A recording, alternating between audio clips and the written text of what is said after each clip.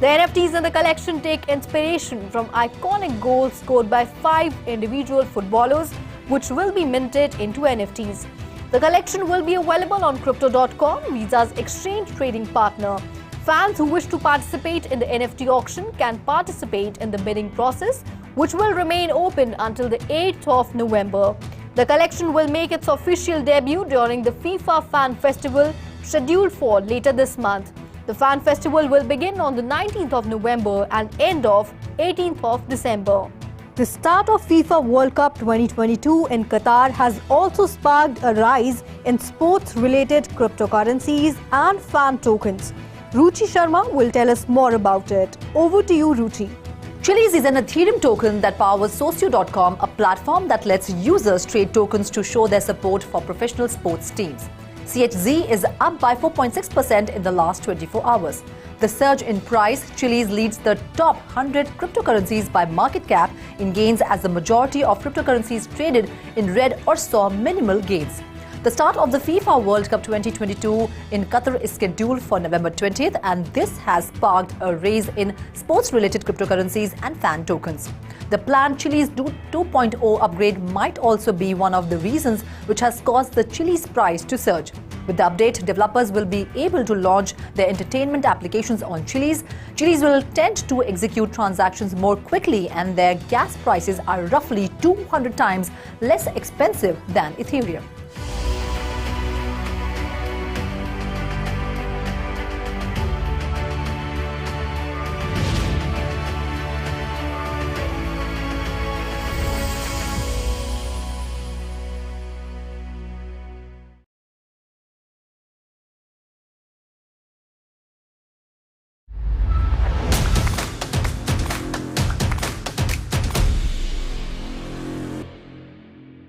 Hello and welcome to 3.0 TV. I am Vishakha Thakur.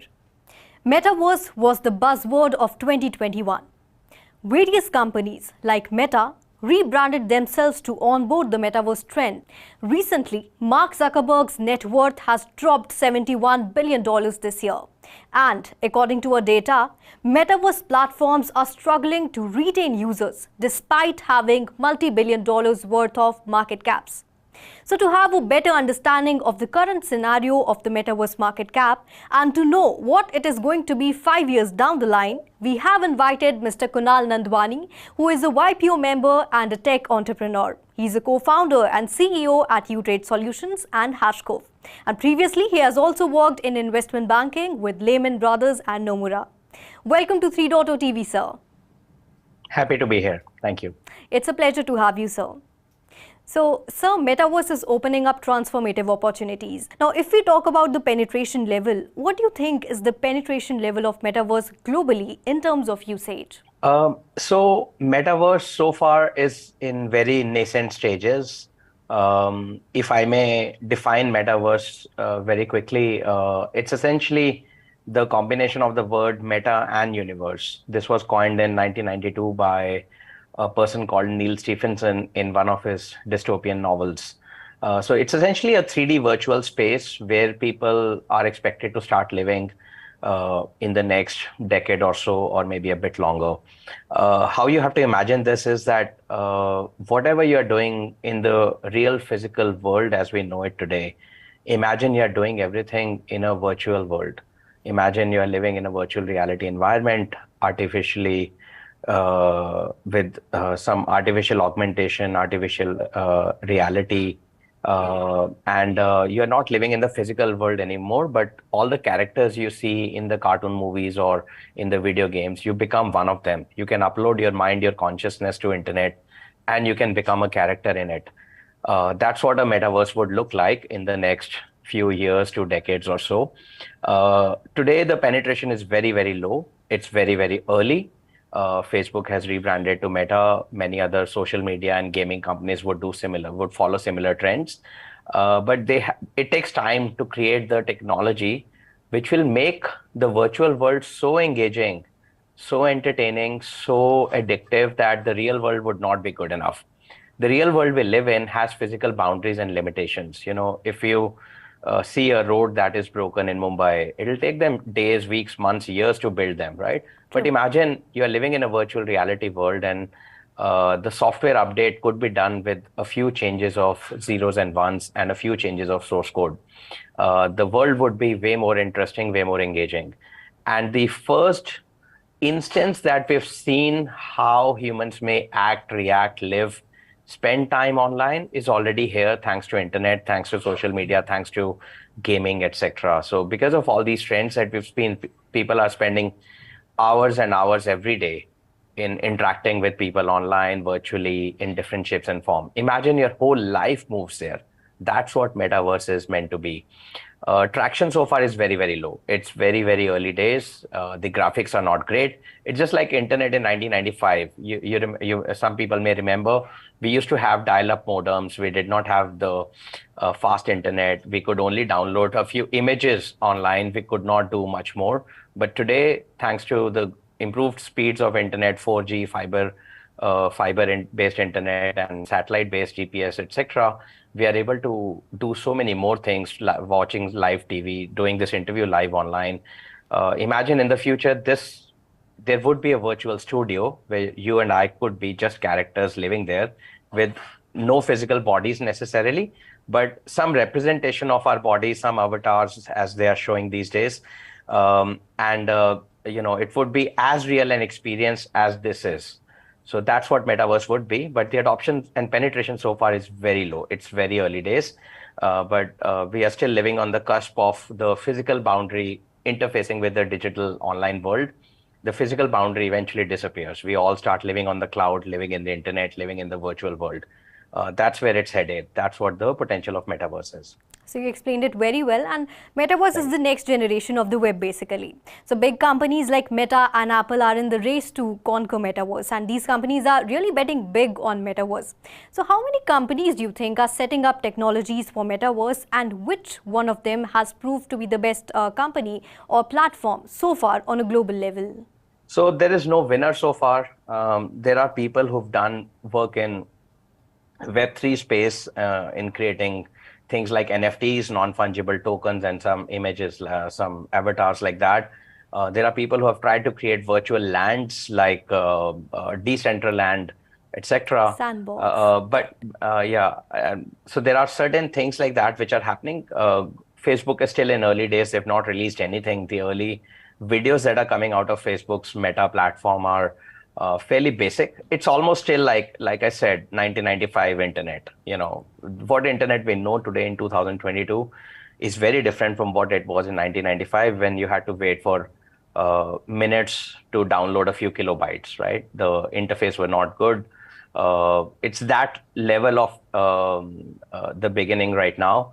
And if you remember, if we compare this with internet, in 1995, the companies that were doing well, there was a company called American Online, AOL.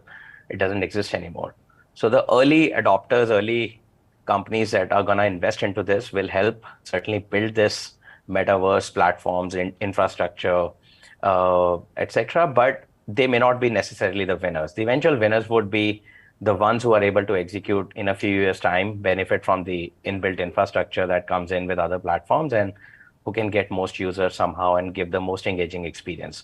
So in my view, Google, Meta may play a role, but it could easily be that they have no role to play eventually in 5 to 10 years' time. Somebody else does it much better than them.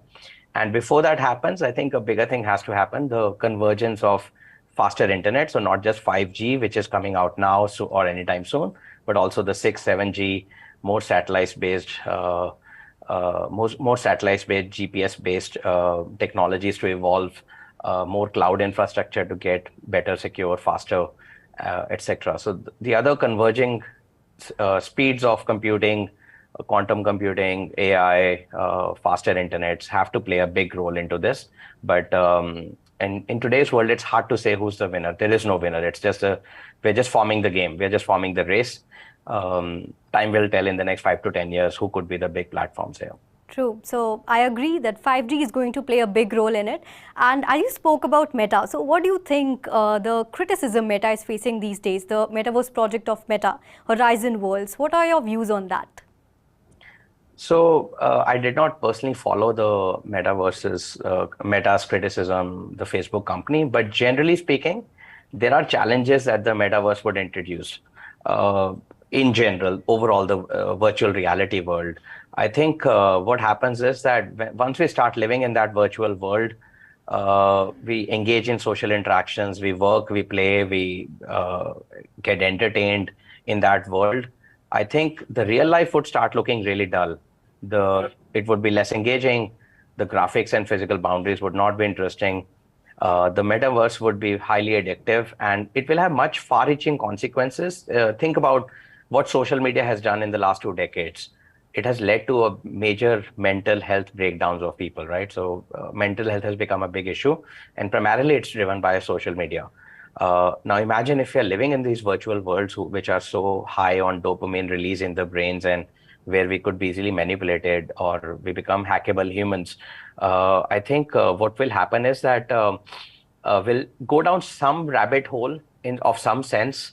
The consequences would include that the evolution in the parallel digital world would make us slaves to these devices, which would be the 3D glasses and other The VR things that headsets. these companies are coming up with. Yes. And we will constantly become pretentious, unnecessarily comparing, encouraging people, and it can lead to even bigger sense of losing our own identities. And to survive and flourish in such a world, you will need a lot of mental flexibility, reserves of emotional balance, something that we are inherently lacking. So there are lots of challenges here, and the inability of the governments around to regulate the social media and other things has proven that even in metaverse, it will not be an easy transition from the current physical world. So lots of challenges, but specifically to Meta's Horizon One, I'm not fully aware what's gone there, but I think it would be a real challenge for humans to leave their own spiritual beings and leave their own inner divine connect, so to say, and just go online and be hackable by anyone and everyone. So it'll be very risky, but we'll see how that plays out. And recently, in Meta's Connect conference, they have released their new VR headsets, Quest Pro, which costs around $1,500. So, which is really a high cost for normal people. So, moving ahead, how many Indian companies do you think have bought land in the metaverse? And if we have to buy a plot on any metaverse platform, be it Decentraland, Sandbox, so what would be the capacity of a single block in metaverse?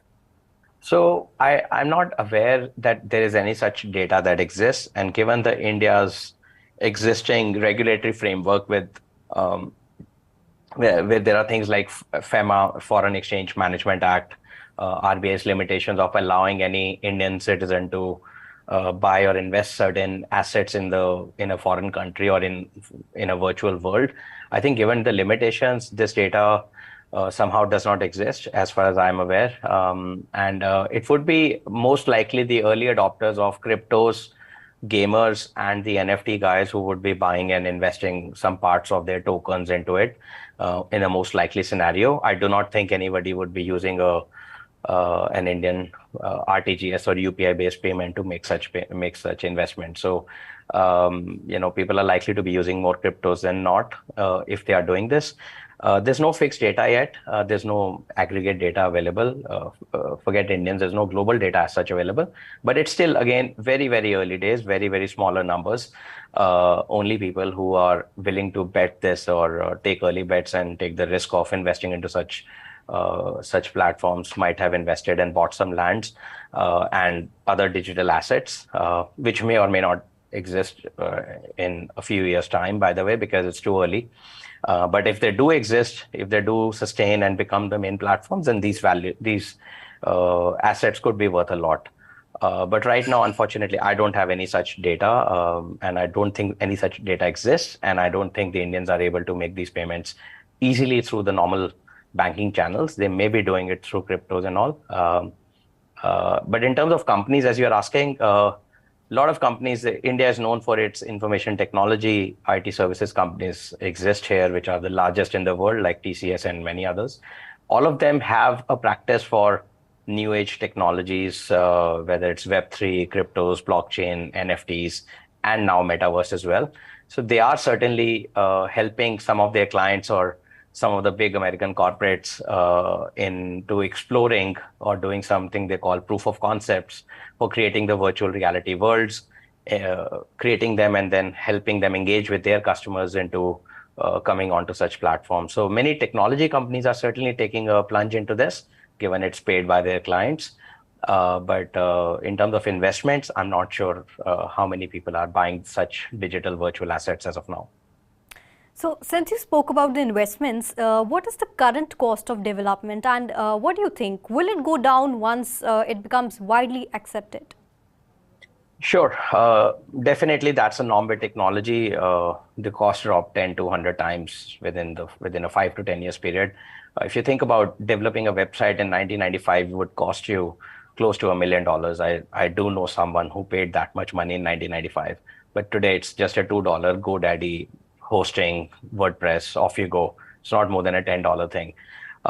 You could have a website up and running within a few minutes. So I think in a similar way, of course, meta related developments would also become cheaper over time. But I think the core platforms have to be formed first. Like in computing, you have Microsoft, which is the operating system on which everything works, or Apple's Mac. On internet, you have Google or Facebook or Insta, on which most of the people do various things. So we don't know yet in metaverse which are the core platforms that are going to be. Meta is making a big investment into it, Meta, the Facebook company. But many other platforms will have to be built, and they will have to build the ecosystem around them to make sense. And then the further developments would become cheaper and cheaper. But today, the cost of trying to build a metaverse of your own, example, like you guys are a media company. If you want to build your own metaverse where virtually we could do these interviews online or something like that, the cost depends on the size of the project. But typically speaking, the software development cost is anywhere around $100 to $200 an hour today. Once the platforms are formed, I think this could go down easily by at least 90% or so. It could get to $10, $20 an hour eventually. But today it's about $100 to $200 an hour. And the overall cost of the project will depend upon the size and scale of the scope of the project. So it will go down once it becomes widely accepted.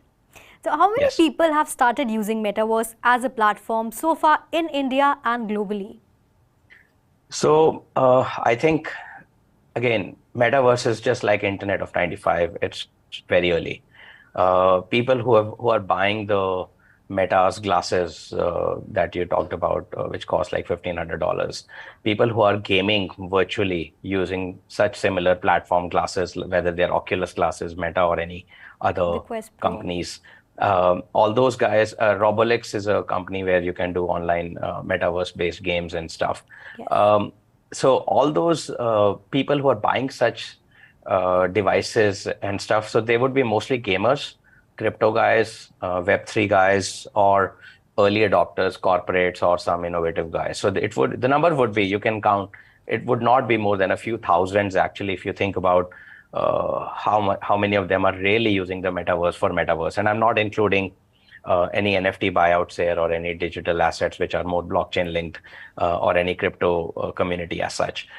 People who are actually gaming online by immersing themselves into a game or into a virtually entertaining or socially engaging platform. That's what a metaverse would be, where you wear the headsets, you become part of another world, and there you're living and doing things.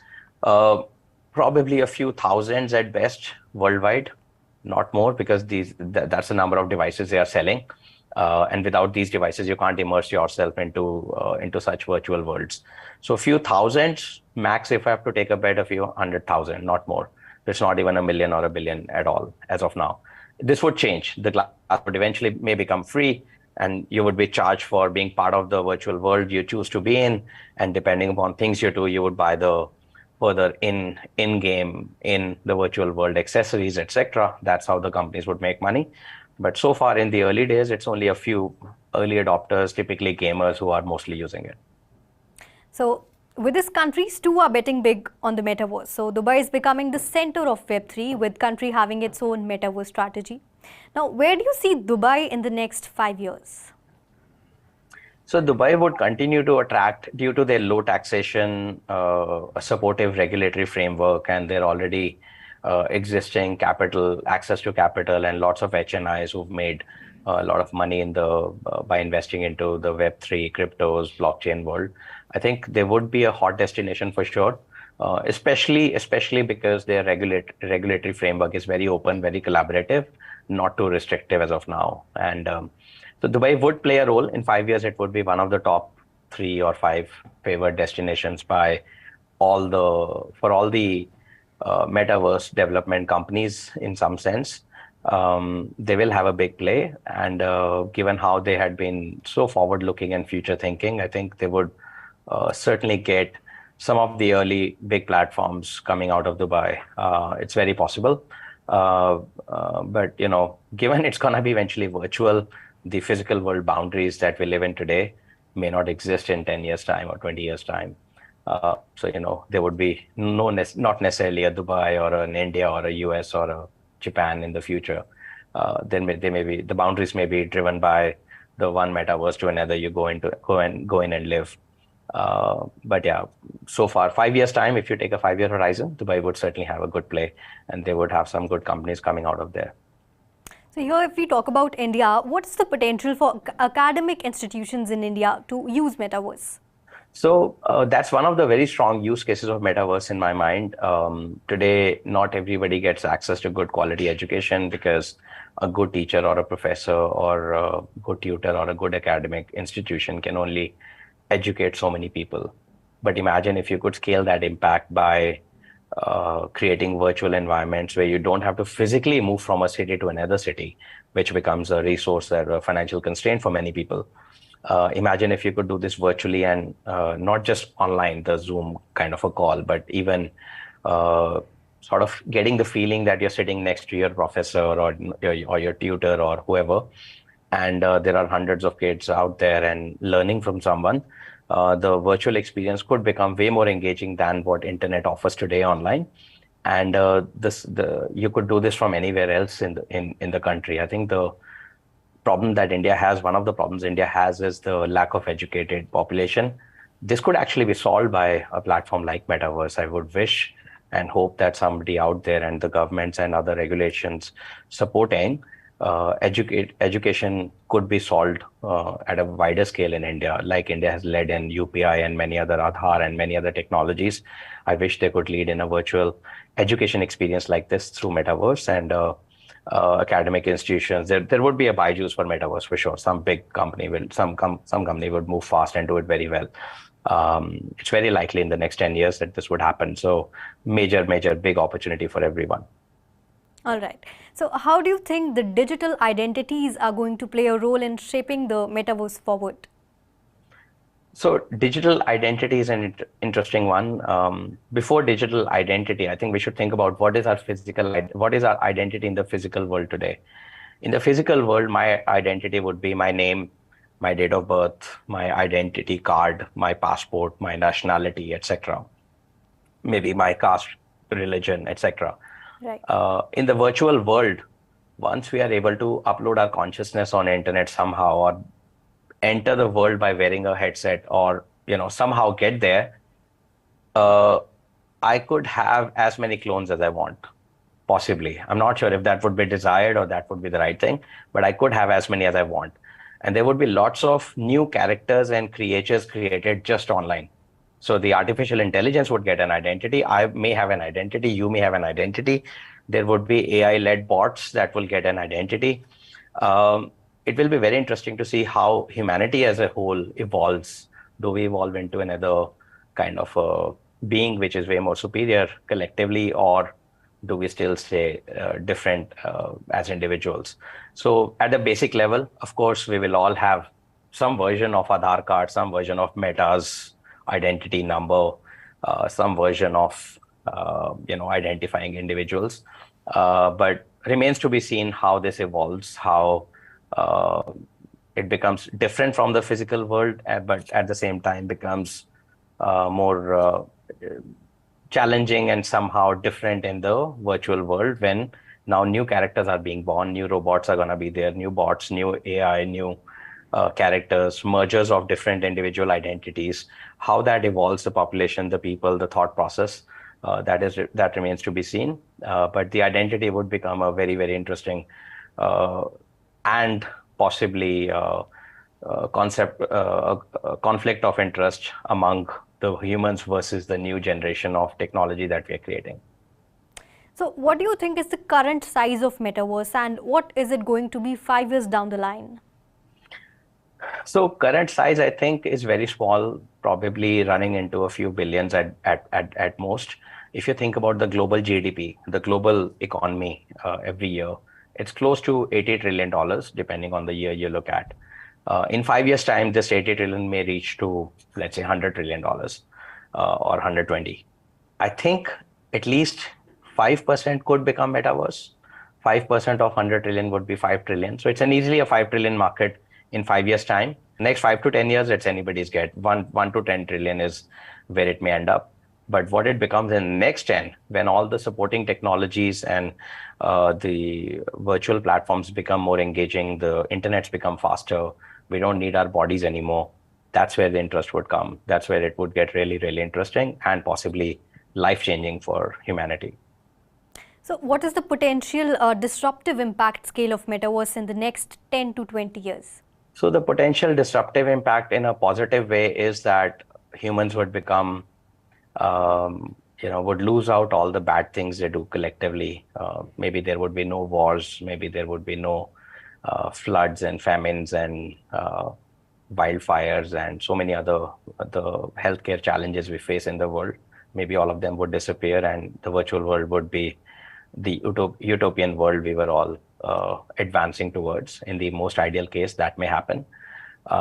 That's a potential impact in 20 years' time, which means that humans would become the next species. So, like from monkeys, apes, we evolved into human beings.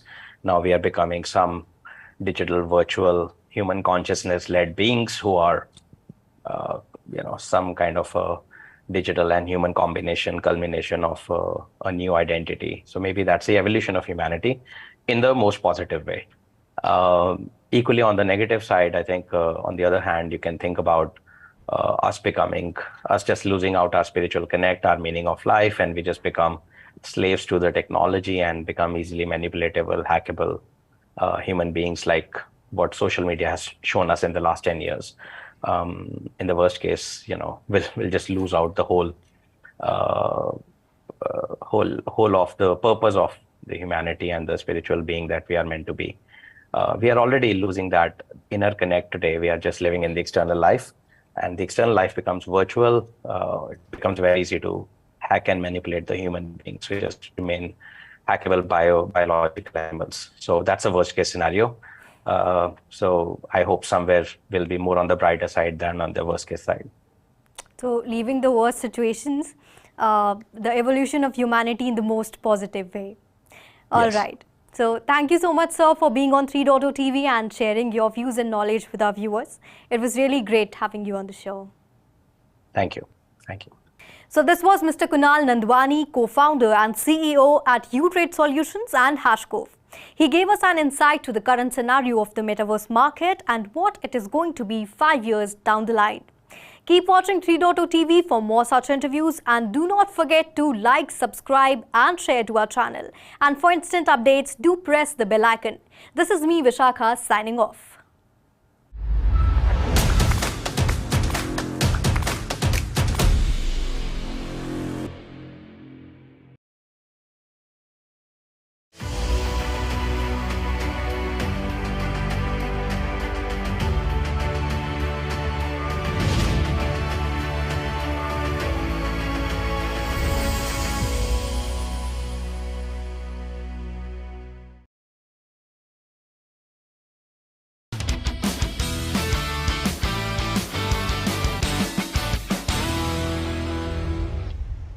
Who let the dogs out? Who let the dogs out? Hello and welcome to 3.0 TV. I am Manoj Dara, and in today's special segment, we are going to talk about the humongous leap of Dogecoin in the past week. So Dogecoin, a long-time favorite of tech billionaire Elon Musk, has gained more than 150% in the last 7 days. The cryptocurrency has exceeded the advance of world's two largest digital tokens, Bitcoin and Ethereum, which are up roughly around 7% and 18% respectively. The recent rally in Dogecoin has helped it gain among the top 10 largest crypto by market capitalization. So if we talk about Doge rally, which comes on the back of Musk, which has completed his $44 billion acquisition of Twitter. Known for making an entrance, eccentric billionaire, Elon Musk entered the Twitter headquarters carrying a ceramic sink and posted the video on Twitter with caption, "Let that sink in." It seems that Musk used the same sink to flush the entire board of Twitter by firing them and becoming the sole director of the Twitter board. Anyway, the Tesla CEO has expressed his support of the meme coin in the past via tweets like "Who let the dog out?" and his embrace of the nickname the Doge Father. So after the Twitter deal, Doge community is optimistic about making payments using Doge on Twitter in the coming days. That's what even market analysts are expecting. In a tweet earlier this month, even Elon Musk has hinted at the Doge as a possible payment option for Twitter Blue in subscription-based version of Twitter's with premium services. Tesla already accepts Doge as a payment for its online merchandise stores. He has also tweeted about working with Dogecoin developers to improve adoption and development in another May 2021 tweet. Doge is the 10th largest cryptocurrency by market capitalization and is inspired by the 2013 Doge meme. It was created as a joke cryptocurrency to mock Bitcoin's volatility. The meme cryptocurrency gained prominence after the Tesla CEO endorsed it in a series of tweets last year. Doge has declined about 16% in 2022, which is year to date so far, while Bitcoin has plunged close to 55%. Memes and Musk aside, it will take more than a Dogecoin rally to pull digital assets out of the doldrums. It remains to be seen if Doge will be integrated with Twitter or not. But for now, let's enjoy the Dogecoin rally and hope for the best. That's all there is in today's special segment. We will meet again. Till then, keep watching 3.0 TV, like, share our videos, subscribe our channel and press the bell icon to get instant updates. Thank you so much.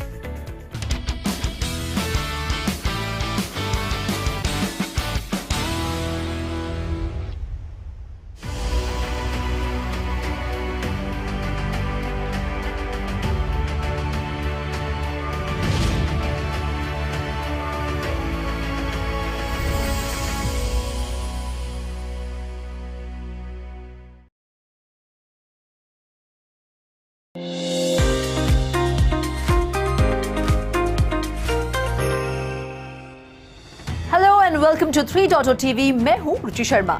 International payment processing giant Visa और Mastercard का नाम देश ही नहीं बल्कि दुनिया भर में मशहूर है। तो पहले जहां ये कैशलेस इकोनॉमी को बढ़ावा देने के लिए फिएट करेंसी को अपना सपोर्ट दे रहा था, वही अब ये बदलते जमाने के साथ कदम से कदम मिलाते हुए क्रिप्टो के साथ हाथ मिलाकर आगे बढ़ रहा है। ऐसे में इस साल वीजा और मास्टरकार्ड ने शुरुआत से लेकर अब तक किस तरह से वेब3 की दुनिया में अपनी मौजूदगी दर्ज करवाई है, चलिए नजर डालते हैं। लेकिन उसके पहले लाइक शेयर करें हमारा वीडियो, सब्सक्राइब करें हमारा यूट्यूब चैनल और लेटेस्ट अपडेट हमेशा पाने के लिए बेल आइकन को दबाना ना भूलें। लेटेस्ट खबर की माने तो major credit card company Visa 2 recent trademark applications के बेस पर डिजिटल वॉलेट सर्विसेज को एक्सप्लोर करने की प्लानिंग बना सकता है। जी हाँ, सबमिट किए गए रिकॉर्ड्स की माने तो वीजा इंटरनेशनल सर्विसेज एसोसिएशन ने United states patent and trademark office में 2 एप्लीकेशंस फाइल किए हैं। अपने कैरेक्टर मार्क के लिए सॉफ्टवेयर में क्रिप्टो एसेट्स और नॉन फंजिबल टोकन्स को view, access, store, monitor, manage, trade, send, receive, transmit और एक्सचेंज करने के लिए। इतना ही नहीं, फाइलिंग्स को लेकर यह भी अनुमान लगाया जा रहा है कि क्रेडिट कार्ड कंपनी में भी मेटावर्स की दुनिया को एक्सप्लोर करने की तरफ कदम को आगे बढ़ा रही है। इस साल की शुरुआत में मास्टरकार्ड ने कॉइनबेस के साथ एक पार्टनरशिप में जाने की बात से पर्दा उठाया था। उसके एग्रीमेंट के हिस्से के रूप में कॉइनबेस कस्टमर्स को क्रिप्टो एक्सचेंज के अपकमिंग NFT मार्केटप्लेस पर परचेज करने के लिए मास्टरकार्ड के क्रेडिट और डेबिट कार्ड के इस्तेमाल की सुविधा दी गई थी।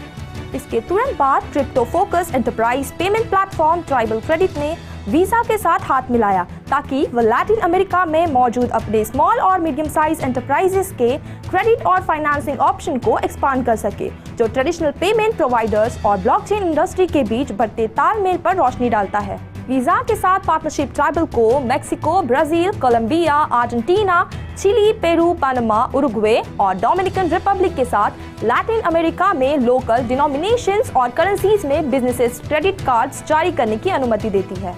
ऐसे में वेब3 की दुनिया में आगे बढ़ते हुए वीजा ने मार्च के महीने में art, music, fashion and film पर काम करने वाले एंटरप्रेन्योर्स के लिए 1 साल की प्रोडक्ट स्ट्रैटेजी और मेंटोरशिप प्रोग्राम यानी वीजा क्रिएटर प्रोग्राम की ऑफिशियल लॉन्च की घोषणा की, ताकि छोटे एंटरप्रेन्योर्स अपने छोटे से बिजनेस को NFTs के जरिए ऊंची उड़ान दे सके। तो अप्रैल के महीने में पेमेंट्स जायंट मास्टरकार्ड ने एक और बड़ा कदम उठाते हुए हलचल मचाई। दरअसल उसने United states patent and trademark office या USPTO में 15 नॉन फंजिबल टोकन्स यानी NFT और मेटावर्स ट्रेडमार्क एप्लीकेशंस को फाइल किया था। इस फाइलिंग के मुख्य आकर्षण में डिजिटल एसेट्स के साथ बातचीत करने के लिए एक वर्चुअल कम्युनिटी के प्लान में मेटावर्स में पेमेंट कार्ड्स की प्रोसेसिंग, डाउनलोडेबल डिजिटल गुड्स के बायर्स और सेलर्स के लिए एक online marketplace, virtual reality events और भी बहुत कुछ शामिल है। इतना ही नहीं, जून के महीने में international payment processing giant Mastercard ने नॉन फंजिबल टोकन मार्केट्स और वेब3 के लिए अपने पेमेंट नेटवर्क को एक्सपैंड किया था। दरअसल फाइनेंशियल सर्विस प्रोवाइडर ने घोषणा की थी कि वे पिछले 1 साल से अपने पेमेंट नेटवर्क्स को NFT में एक्सपैंड करने पर काम कर रहा था। फर्म ने 2.9 बिलियन कार्ड होल्डर्स को पहले क्रिप्टो खरीदे बिना सीधे NFT परचेज करने के लिए अनुमति देने के लिए कई लीडिंग NFT मार्केटप्लेसेस के साथ हाथ मिलाया था। ऐसे ही आगे बढ़ते हुए इस साल के अगस्त महीने में मेजर क्रिप्टो एक्सचेंज बाइनेंस ने अर्जेंटीना के रेजिडेंट्स के लिए प्रीपेड कार्ड लॉन्च करने के लिए मास्टरकार्ड के साथ में हाथ मिलाया था। एक के बाद एक डेवलपमेंट की बात हो और सिक्योरिटी की बात ना हो, ऐसा हो नहीं सकता। दरअसल मास्टरकार्ड ने अक्टूबर के महीने में new crypto for protection tool को लॉन्च किया था। मास्टरकार्ड की इस नई सर्विस का एम क्रिप्टो मर्चेंट प्लेटफॉर्म पर फ्रॉड को खोजने और रोकने में बैंक्स की मदद करना है। इसके बाद अक्टूबर के महीने में ही वीजा ने क्रॉस बॉर्डर ब्लॉकचेन पेमेंट्स के लिए JP मॉर्गन का दामन थामा। यह सिलसिला आगे बढ़ा और अक्टूबर के महीने में एक और डेवलपमेंट के साथ सामने आते हुए वीजा ने blockchain.com के साथ क्रिप्टो डेबिट कार्ड ऑफर करने के लिए हाथ मिलाया। यह शुरुआत में सिर्फ यूनाइटेड स्टेट्स के रेसिडेंट्स के लिए अवेलेबल है, जो यूजर्स को अपने क्रिप्टो और कैश बैलेंस का इस्तेमाल करके पे करने की अनुमति देता है, हर उस जगह जहां पर वीजा डेबिट कार्ड एक्सेप्ट किए जाते हैं। इस बारे में खुलासा करते हुए blockchain.com ने बताया था कि इसमें कोई साइन अप या एनुअल फीस नहीं होगा, कोई ट्रांजैक्शन फीस नहीं होगा और इसके साथ ही यूजर्स क्रिप्टो में सभी परचेसेस का 1% वापस अर्न करेंगे। Last but not the least, अक्टूबर के अंत में वीजा की ट्रेडमार्क एप्लीकेशंस ने क्रिप्टो स्पेस में और ज्यादा इन्वॉल्वमेंट की ओर इशारा किया है, जिसके बारे में हमने आपको शुरू में ही बताया था। वीजा ने digital wallets, non fungible tokens और मेटावर्स से संबंधित United states patent and trademark office के साथ 2 ट्रेडमार्क एप्लीकेशंस फाइल किए हैं। एप्लीकेशन में से एक का हिस्सा सॉफ्टवेयर के लिए ट्रेडमार्क चाहता है, खास करके डिजिटल ट्रांजैक्शंस के मैनेजमेंट, एक डिजिटल करेंसी वॉलेट और स्टोरेज सर्विस के सॉफ्टवेयर के रूप में इस्तेमाल करना, क्रिप्टो करेंसी वॉलेट के रूप में इस्तेमाल करना और जिसमें ब्लॉकचेन टेक्नोलॉजी का इस्तेमाल करके क्रिप्टो करेंसी ट्रांजैक्शंस को मैनेज और वेरीफाई करना शामिल है। जबकि दूसरे ट्रेडमार्क में क्रिप्टो करेंसी में यूजर्स को देखने, एक्सेस करने, store, monitor, manage, trade, send, receive और ट्रांजैक्ट करने के लिए नॉन डाउनलोडेबल सॉफ्टवेयर का टेम्पररी इस्तेमाल प्रोवाइड करना चाहता है। तो आने वाले समय में वीजा और मास्टरकार्ड जैसे बड़े खिलाड़ियों का क्रिप्टो की दुनिया में दबदबा बढ़ने वाला है।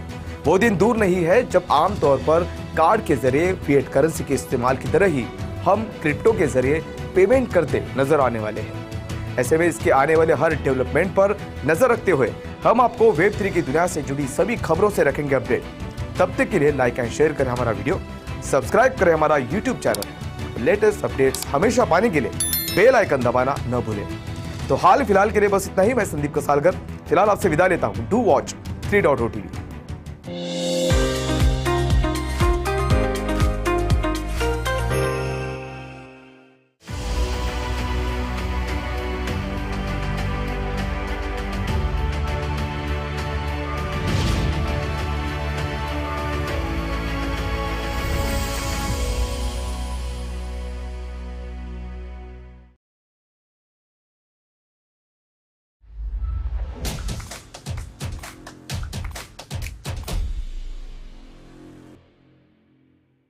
Indian Taxation Authority has proposed new changes to filing of the income tax returns that can have a significant impact on those who own virtual digital assets or cryptocurrencies, as well as those who invest in DAOs, which is Decentralized Autonomous Organizations.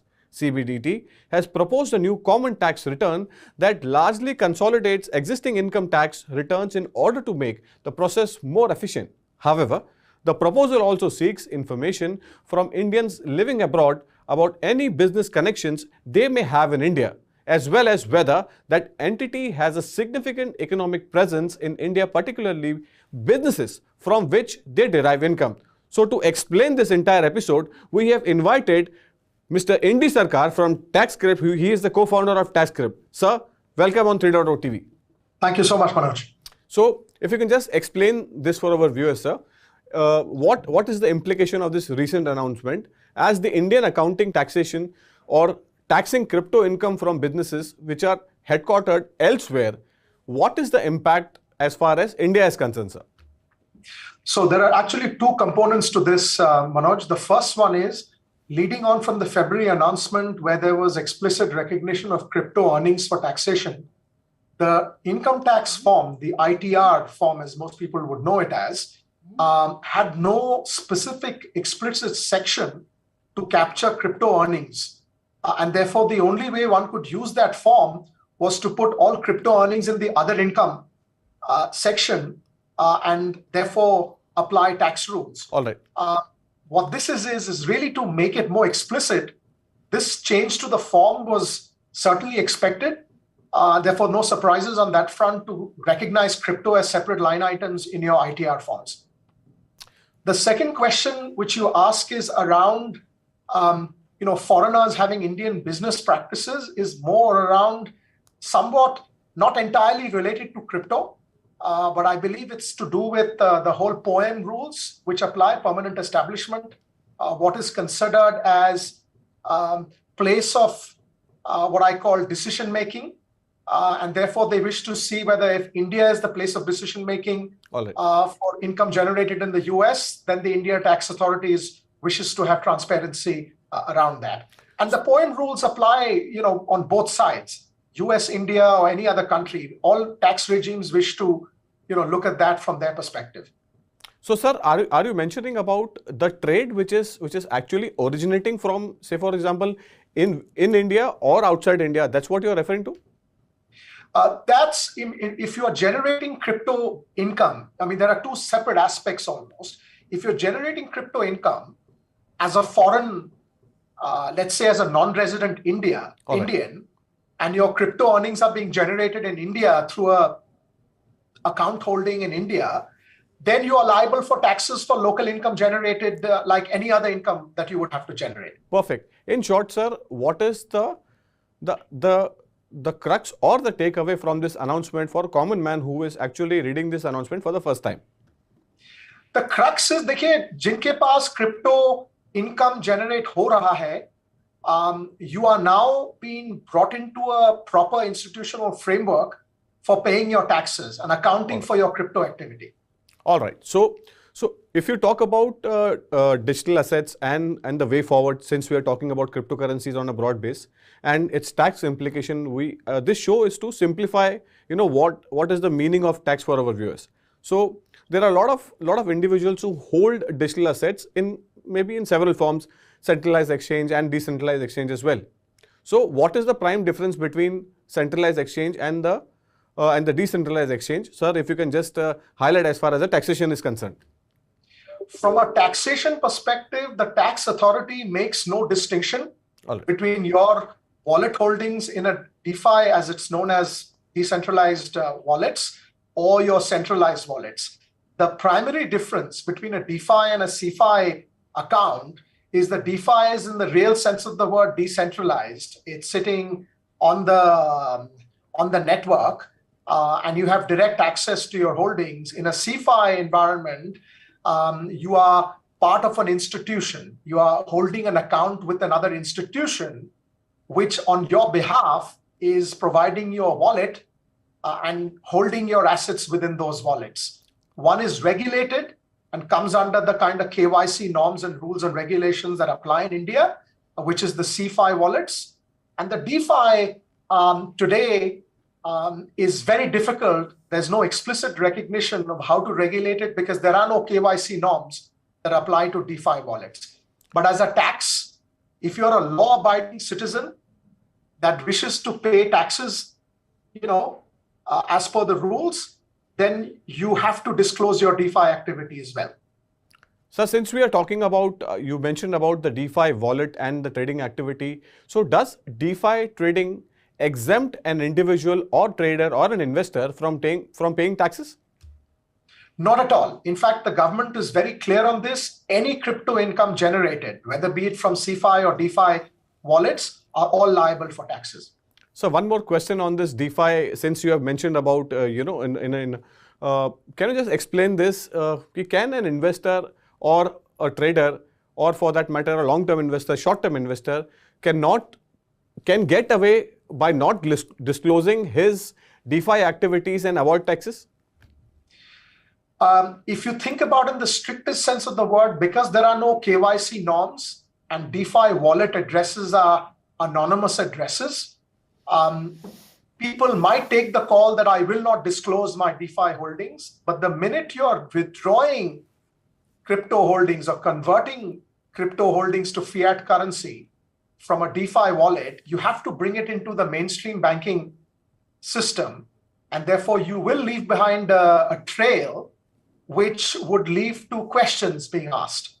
And therefore, it is prudent to be able to look at your tax obligations across both your DeFi and CeFi activities. Fantastic. Sir, since you mentioned about these two exchanges and the way forward, for example, if I want to do tax planning for myself, I have well-defined tax structure in India. So say, for example, my portion of money earned will go as far as the provident fund is concerned, or for that matter, mutual funds में इतना segment जाना चाहिए, insurance में इतना है, you have mediclaim insurance and you cover that 1,52,000, say maybe 2 lakh area. So how can I do, or an individual can do better tax planning for the Web3 universe, sir? The tax regime as it exists right now is a flat 30% on all gains, short-term or long-term. So there are no exemptions. What you were just describing in our normal mainstream income, we are allowed certain exemptions to encourage buying insurance products or buying long-term savings products. In the crypto universe, for taxation, there are no exemptions. However, there is an element of tax planning that every crypto investor needs to undertake in the new regime, considering that when you have gains, you should put away your tax obligation out of your gains into a separate kind of holding pattern, because in the event you suffer losses, your tax obligation on your gains remain, and therefore you could face liquidity issues when it comes to meeting your tax obligations. Fantastic, sir. One follow-up question on the DeFi segment and the wallet. So if one trade on DeFi wallet, so will that individual have to deduct TDS, or how is this process, sir? Because this is something we have seen. यहाँ पर if you are on a contract basis, यहाँ पर you get 11% deduction as far as the TDS is concerned. But how is this process as far as the Web3 universe is concerned, sir? Your question is a very valid question. Most of the TDS obligation for compliance in the centralized exchange world, because there is a financial intermediary in the form of the centralized exchange, has fallen on them. So all the various exchanges that you've seen have had to get compliance around making sure that they file TDS against all account holders. In the DeFi world, there is still there's lack of clarity on whether TDS applies, but in the strictest sense of the word, since there is no exemption to DeFi trading and TDS, that the person trading and holding DeFi positions ought to be deducting TDS. All right, sir, one last question before we let you go and we end this conversation, sir. How is regulations on the Web3 space shaping up across the world? Because There are a lot of articles that suggest that investors are cheering this move. There are a lot of countries who have come up with regulations. As we speak, there are broader measures being taken in some of the other countries as far as regulations is concerned. So what is your final takeaway as far as the global regulatory landscape? Regulation globally is coming across crypto assets. There is no surprises. In fact, we've had two landmark, events. Certainly in the last few weeks, the European Union passed their, approval on the MiCA, which is the Market in Crypto Assets regulation, on the 5th of October. The rules and regulations from an EU zone perspective is very clear. They're going to give people 12 to 18 months as a grace period to put in place all the compliance requirements. In fact, as latest as Tuesday of this week, the UK Parliament has voted on a crypto bill, which is currently under discussion in UK Parliament. So regulation is here to say. The SEC in the US is moving forward very aggressively. There's still very in-depth consultations going on. So regulation is here to stay. There are three important components to the regulatory landscape. One is the crypto asset issuers. The second is the crypto asset service providers. And third is the investor. Fantastic. So these are the three, what I call components or constituencies which the regulation is looking to address, and a whole host of issues: systemic risk management, investor protection, as well as fraud prevention and detection. So regulation is looking to address all of these aspects, and therefore we should cheer regulation.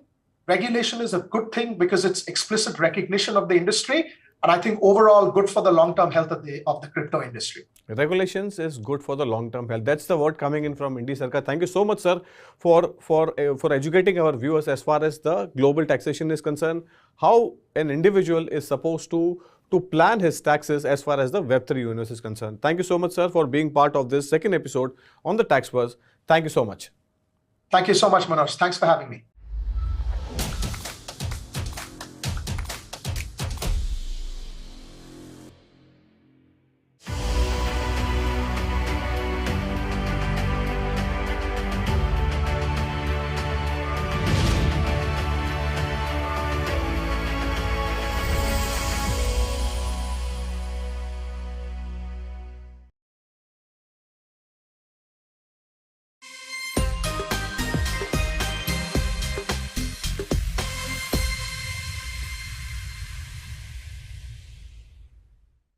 BAYC और CryptoPunks के दिन लगता है जल्द ही खत्म हो जाएंगे।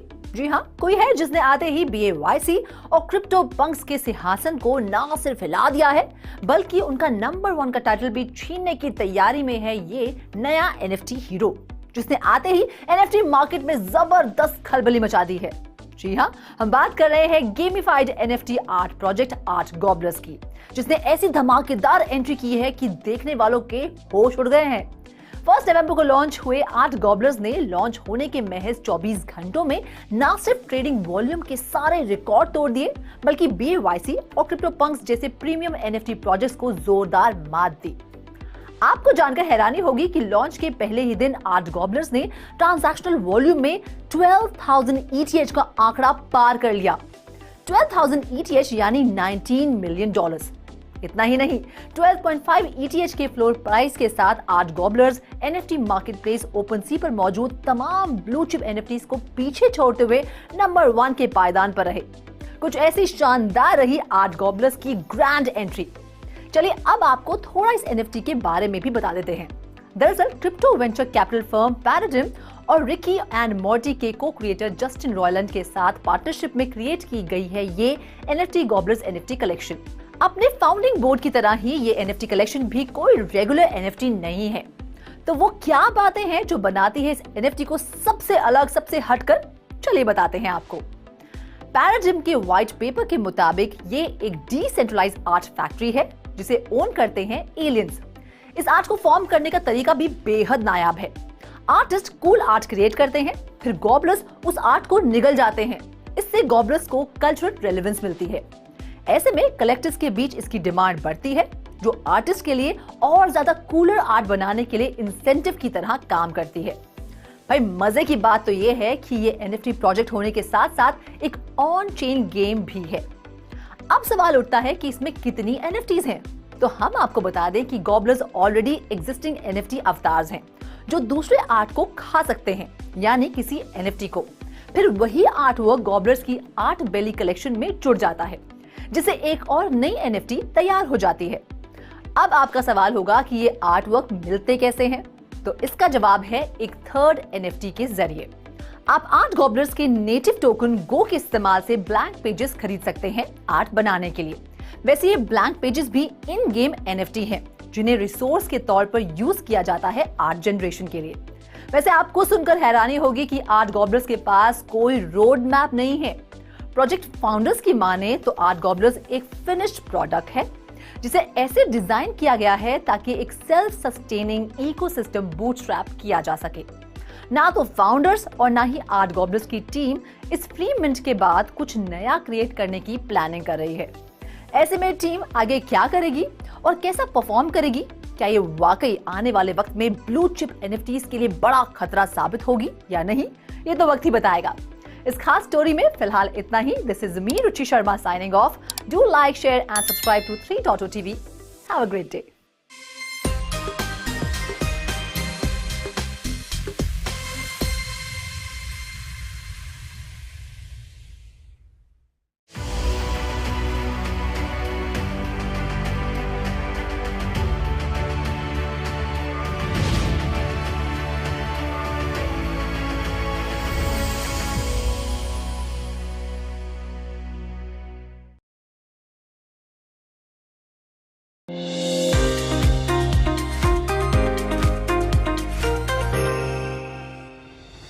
Hello and a very warm welcome to all the viewers of 3.0 TV. This is Manoj Dara. So let's do a quick check on the development in the global CBDC or the digital currency space.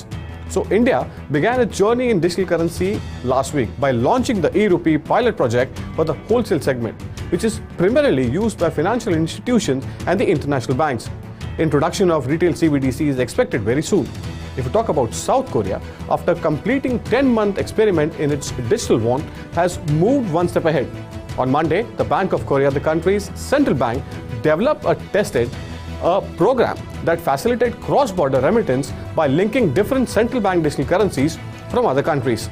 So during the project, the bank has also tested the use of CBDC to purchase non-fungible tokens, according to some reports. So among the developed economies such as US, UK and European Union, the digital currencies are still in exploration stage. China has already carried out several trials. The European Commission will soon bring out legislation on the digital euro, said the European Central Bank President. So it was in Jan 2020 the ECB began studying the issuance of the digital euro. So during 2021, the bank sought public consultation in regarding to develop a European CBDC. So last week, which is a recent development, the US Federal Reserve Bank of New York revealed that the successful completion of a test that involved the use of a CBDC for wholesale cross-border transactions, exchanges of the US digital dollar with experimenting foreign currency as a separate blockchains. So, Fed's New York branch released the result of its phase 1 trial of the project SEDA, a multiple study designed to help develop the technical framework for a theoretical wholesale bank digital currency network.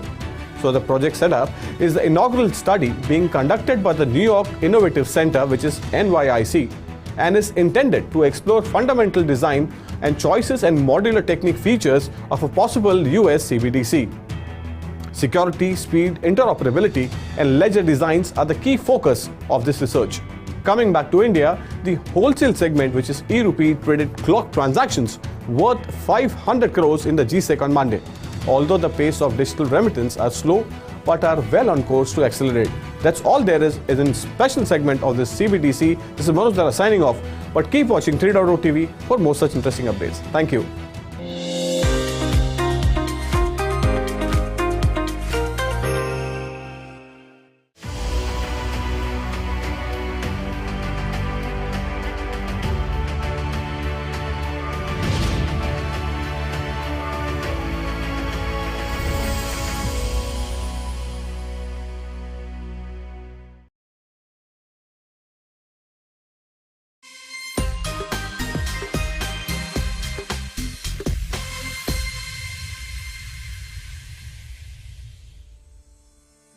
Air drop, ये शब्द आपने crypto की दुनिया में कई बार सुना होगा।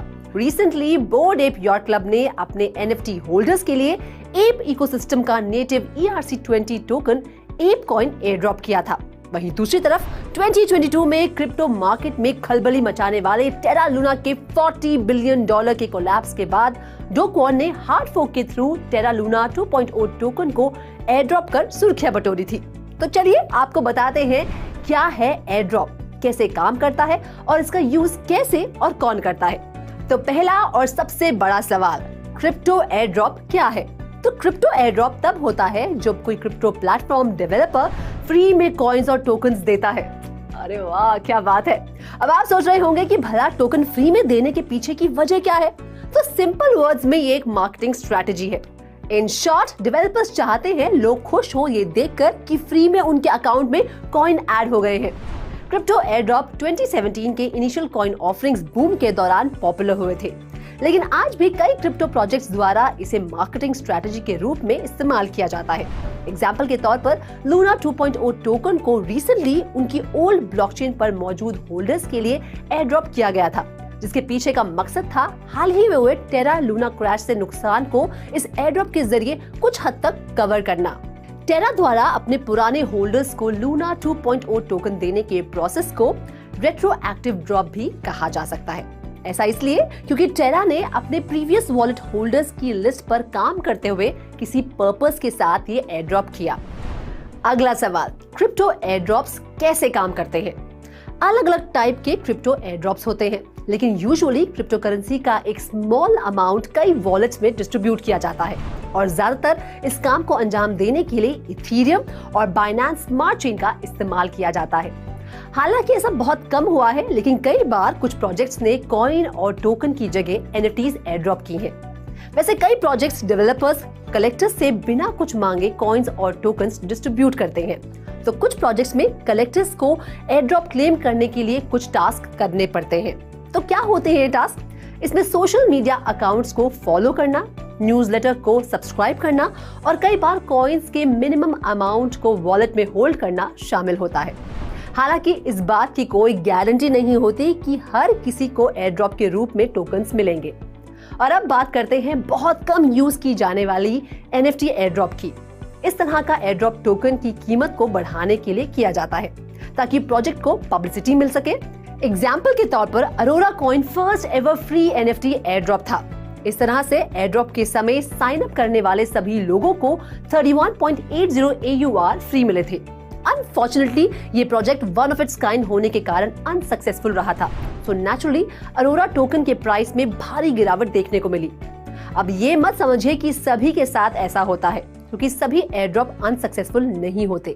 ठीक वैसे ही जैसे एंथोलॉजी एयर ड्रॉप ने रजिस्टर करने वालों को 1000 ONT दिए थे, जिसके ठीक 2 महीने बाद यानी मार्च में टोकन्स की वैल्यू में अचानक उछाल देखने को मिला और देखते ही देखते हर एक टोकन की वैल्यू $11 हो गई।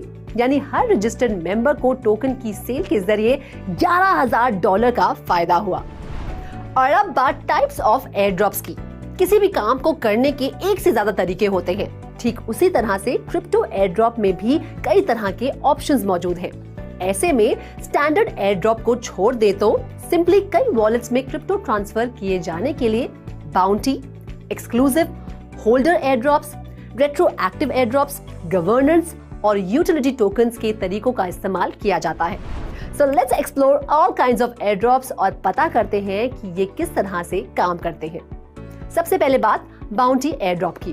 बाउंटी एयर ड्रॉप के लिए यूजर्स को कुछ टास्क पूरे करने पड़ते हैं, जैसे कि ट्विटर पर प्रोजेक्ट के बारे में पोस्ट शेयर करना, प्रोजेक्ट के ऑफिशियल टेलीग्राम को ज्वाइन करना या फिर इंस्टाग्राम पर पोस्ट क्रिएट करके कुछ दोस्तों को टैग करना शामिल होता है। अगर आप दिए गए टास्क को पूरा कर चुके हैं और अपने बाउंटी एयर ड्रॉप को क्लेम करना चाहते हैं तो आपसे एक फॉर्म फिल करने के लिए कहा जाएगा, जिसमें वॉलेट एड्रेस और टास्क कंप्लीट करने का प्रूफ देना होगा। और अब बात करते हैं एक्सक्लूसिव एयर ड्रॉप की। Exclusive air drop bounty air drop से बिल्कुल अलग होते हैं, क्योंकि वो क्रिप्टो को सिर्फ और सिर्फ डेजिग्नेटेड वॉलेट में ही भेजते हैं। इसमें आमतौर पर रेसिपिएंट का प्रोजेक्ट के साथ एक्टिव कम्युनिटी मेंबर या प्रोजेक्ट का अर्लियर सपोर्टर होने की एक एस्टैब्लिश हिस्ट्री होती है। इसका सबसे बड़ा एग्जांपल सितंबर 2020 में देखा गया, जब डिसेंट्रलाइज्ड एक्सचेंज यूनिस्वैप ने 400 UNI को एयर ड्रॉप किया था, वो भी सिर्फ उन वॉलेट्स में जिन्होंने कभी ना कभी उनके प्रोटोकॉल के साथ इंटरैक्ट किया था। और अब बात होल्डर एयर ड्रॉप की। होल्डर एयर ड्रॉप्स अपने नाम की तरह ही वॉलेट में कुछ अमाउंट की डिजिटल करेंसी होल्ड करने वालों को फ्री टोकन्स डिस्ट्रीब्यूट करता है। प्रोजेक्ट टीम आमतौर पर एक स्पेसिफिक डेट और टाइम पर यूजर्स की क्रिप्टो होल्डिंग का एक स्नैपशॉट लेती है। इस तरह से जब वॉलेट मिनिमम बैलेंस रिक्वायरमेंट को पूरा करते हैं, तब रेसिपिएंट स्नैपशॉट के समय की होल्डिंग के अकॉर्डिंग फ्री टोकन्स को क्लेम कर सकते हैं। ऐसे में कई नई प्रोजेक्ट्स बिटकॉइन, ईथर और BSC वॉलेट होल्डर को टोकन्स एयर ड्रॉप करते हैं, जिसकी वजह है कि उनके पास क्रिप्टो स्पेस में लार्जेस्ट कम्युनिटीज हैं। फॉर एग्जाम्पल 2016 में एक्सक्लूसिव तौर से स्टेलर ल्यूमेंस द्वारा BTC होल्डर्स को 3 बिलियन XLM एयर ड्रॉप किए गए थे। एयर ड्रॉप की कहानी बहुत लंबी है, इसके लिए एक और मुलाकात जरूरी है। जल्द मिलेंगे क्रिप्टो एयर ड्रॉप पार्ट 2 के साथ। This is Ruchi Sharma signing of.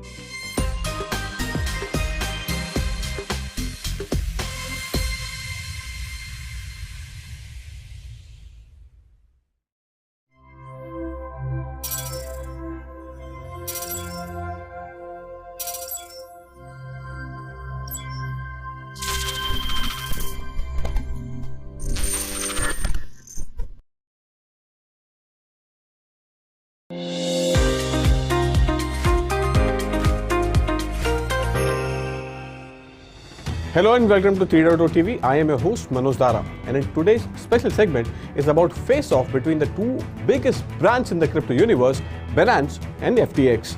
The clash of these two crypto titans has dramatically affected the global cryptocurrency market and caused a bearish shift. The crypto market leaders, Bitcoin and Ethereum, are down almost 5%. 11th largest cryptocurrency by market cap, Sol, is actually down more than 10%. Meanwhile, the FTT, the native token of cryptocurrency exchange FTX, nosedived to 21-month low and tanked 20% to trade at $17, whereas Binance BNB token remains steady. This spat has once again put FTX under industry microscope over growing concerns about the liquidity of the both FTX and Alameda Research.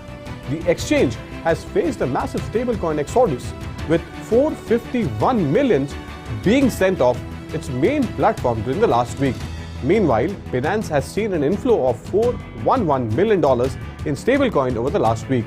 There are rumors and speculation in the industry the current debacle between FTX and Binance might lead to Terra Luna and Three Arrow Capital-like crypto crash affecting the entire cryptoverse. So, is this the beginning of the end of FTX and Alameda Research? Or will both organizations come out stronger on the other side? And what actually happened that triggered this spat?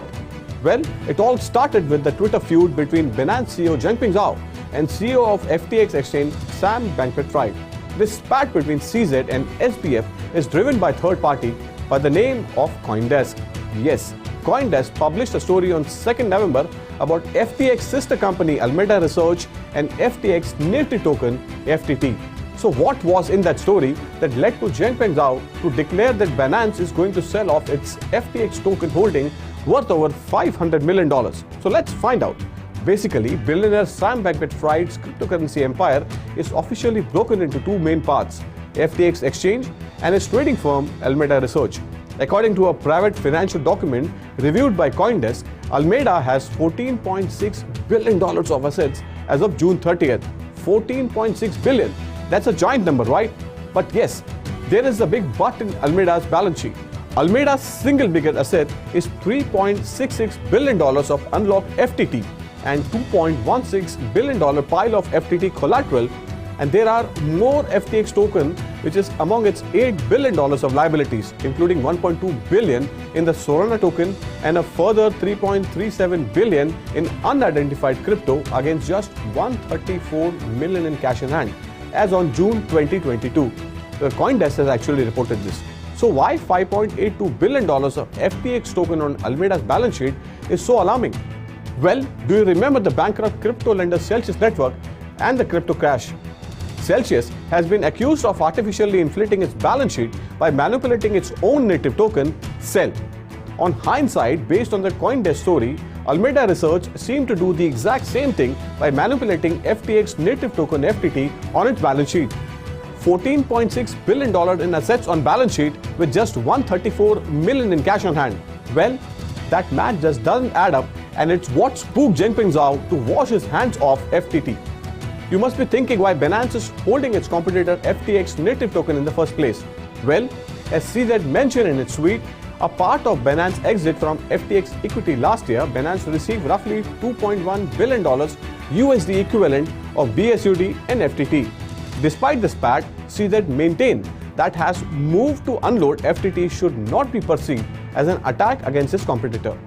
It's just sensible financial decisions after learning their lessons from the collapse of Luna. However, CZ indirectly took a dig against Bankman-Fried by saying that he won't support people who lobby against other industry players behind their back. The reason behind CZ's dig might have to do with a rather cheeky tweet of SBF on October 30th, in which SBF is showing excitement about CZ ripping the industry in Washington DC, but at the same time he is pulling CZ's leg about the legitimacy to travel to US.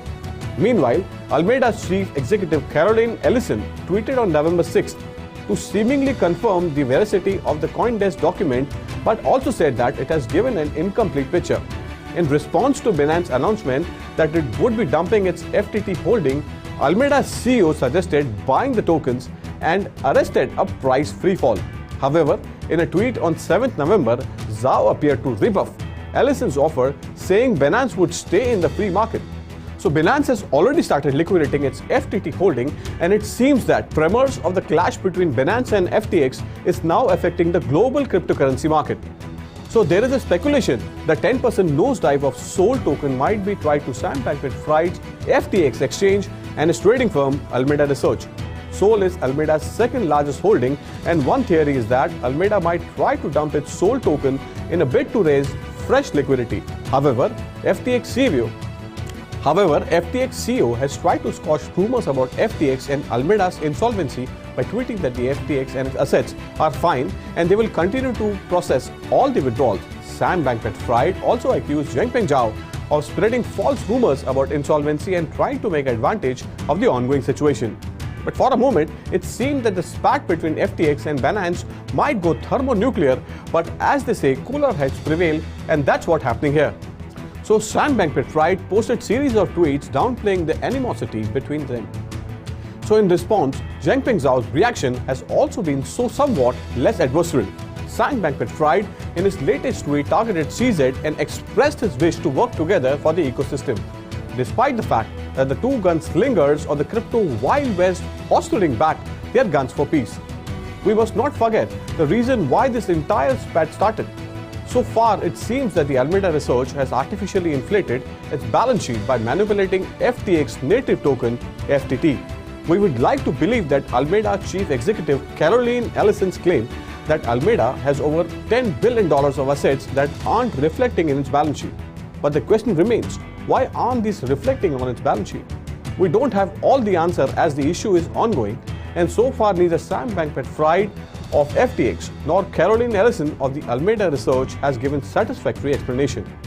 After witnessing catastrophic demise of Luna, Celsius Network and 3 Arrow Capital because of the shady bookkeeping, we must remain optimistically cautious and hope that the similar fate doesn't befall Alameda Research, because every time a project publicly fails, it hurts every user and every platform in the entire ecosystem. Well, this concludes our special segment about the spat between FTX Exchange and Binance. For more such exciting updates, keep watching 3.0 TV, like and share our videos, subscribe our YouTube channel, and press the bell icon to get instant updates. Thank you.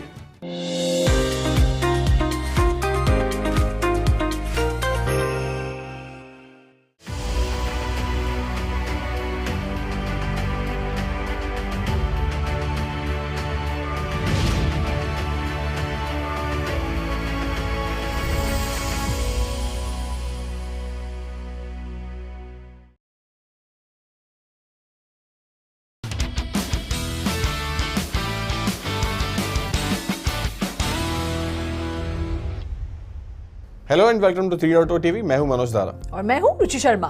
India, वो देश जहां हमेशा से जय जवान जय किसान का नारा बुलंद रहा है, वो अब नई टेक्नोलॉजी को भी सलाम कर रहा है। जी हां, धरती से सोना उगाने वाला ये देश अब टेक्नोलॉजी के दम पर दुनिया में सबसे आगे निकलने की ठान चुका है। बिल्कुल, ऐसे में एक बड़ी खबर सामने आ रही है कॉटन कल्टीवेशन से जुड़े कि मामले में इंडिया वर्ल्ड के सबसे आगे है। आपको जानकर हैरानी होगी कि इंडिया में कॉटन कल्टीवेशन 10.5 मिलियन हेक्टेयर्स में होता था और अब ये आंकड़ा बढ़कर 12.2 मिलियन हेक्टेयर्स हो गया है, जो कि वर्ल्ड एरिया का लगभग 37% हिस्सा है। ऐसे में इंडिया चाइना को पीछे छोड़ते हुए नंबर 1 के पायदान पर पहुंच चुका है। यानी पीएम नरेंद्र मोदी का विजन और ये नारा जय जवान जय किसान और जय विज्ञान को सच करके दिखा रहा है भारत। यकीनन, लेकिन अब आप सोच रहे होंगे कि भला हम आज कॉटन इंडस्ट्री के बारे में क्यों चर्चा कर रहे हैं? तो इसीलिए क्योंकि कॉटन इंडस्ट्री ब्लॉकचेन टेक्नोलॉजी की ताकत और उसके फायदों को न सिर्फ पहचान गई है, बल्कि बढ़ चढ़कर ब्लॉकचेन टेक्नोलॉजी का इस्तेमाल भी कर रही है।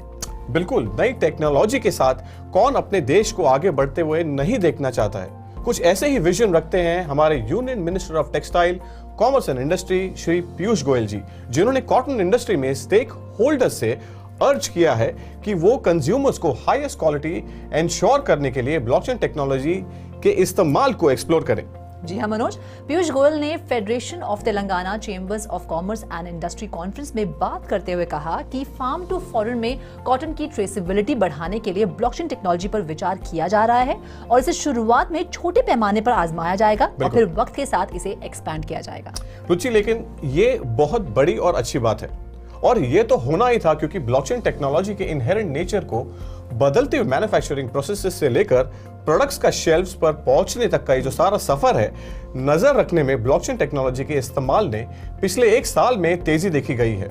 इम्यूटेबिलिटी एंड ट्रांसपेरेंसी जैसे फीचर्स की मदद से यूजर्स के लिए किसी भी प्रोडक्ट को प्रोडक्शन प्रोसेस के हर स्टेप की हिस्ट्री को देखना पॉसिबल हो जाता है। बिल्कुल मनोज, ये बात आपने बिल्कुल सही कही और आपको बता दूं कि RFID या QR कोड्स की मदद से सप्लाई चेन प्रोसेस में DLT का इस्तेमाल करने के लिए कई प्रोजेक्ट्स शुरू किए गए हैं।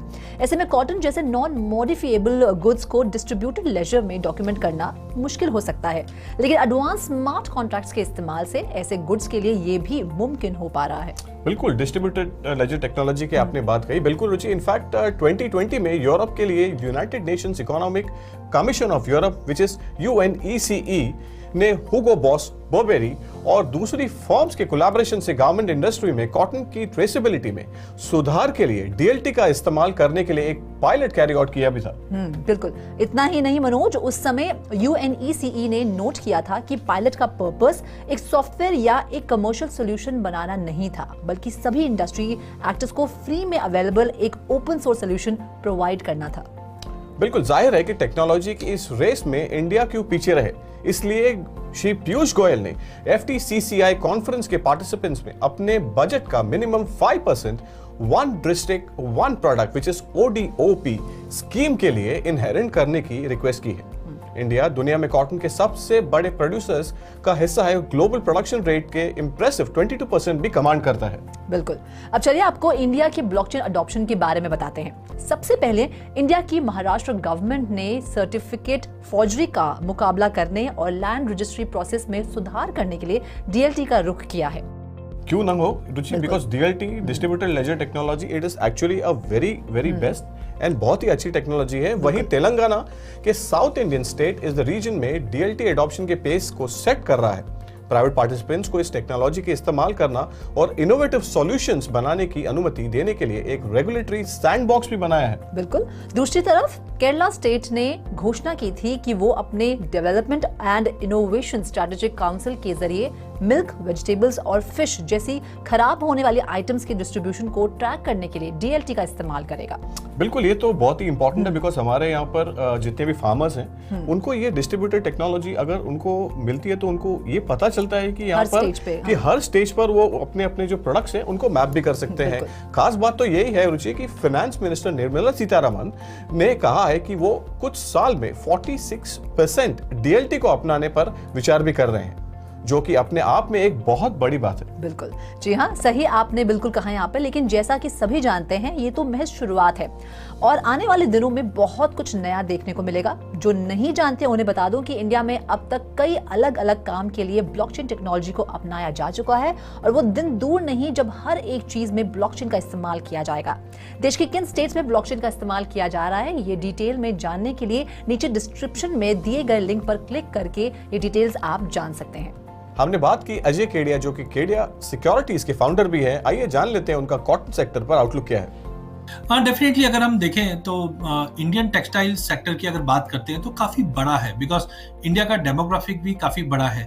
देखिए, जब हम टेक्सटाइल सेक्टर की बात करते हैं तो ये एक छोटा सेक्टर नहीं है, इंडिया के डेमोग्राफिक के हिसाब से काफ़ी बड़ा सेक्टर है और काफ़ी वाइडली डाइवर्सिफाई है। हम देखते हैं टेक्सटाइल में कुछ स्टेट्स के अंदर मैन्युफैक्चरिंग होती है, कुछ स्टेट्स के अंदर इसकी प्रोसेसिंग होती है और सेल्स भी हम देखते हैं पैन इंडिया होती है। तो काफ़ी वेरियस डाइवर्सिफाइड सेक्टर है और यहाँ पे काफ़ी चैलेंजेस है डेमोग्राफिक की वजह से। लीकेजेस काफी ज्यादा है या प्रोडक्टिविटी जो आनी चाहिए थी as compared to global market की अगर हम बात करें, यहाँ पे इंडिया काफी पिछड़ रहा है।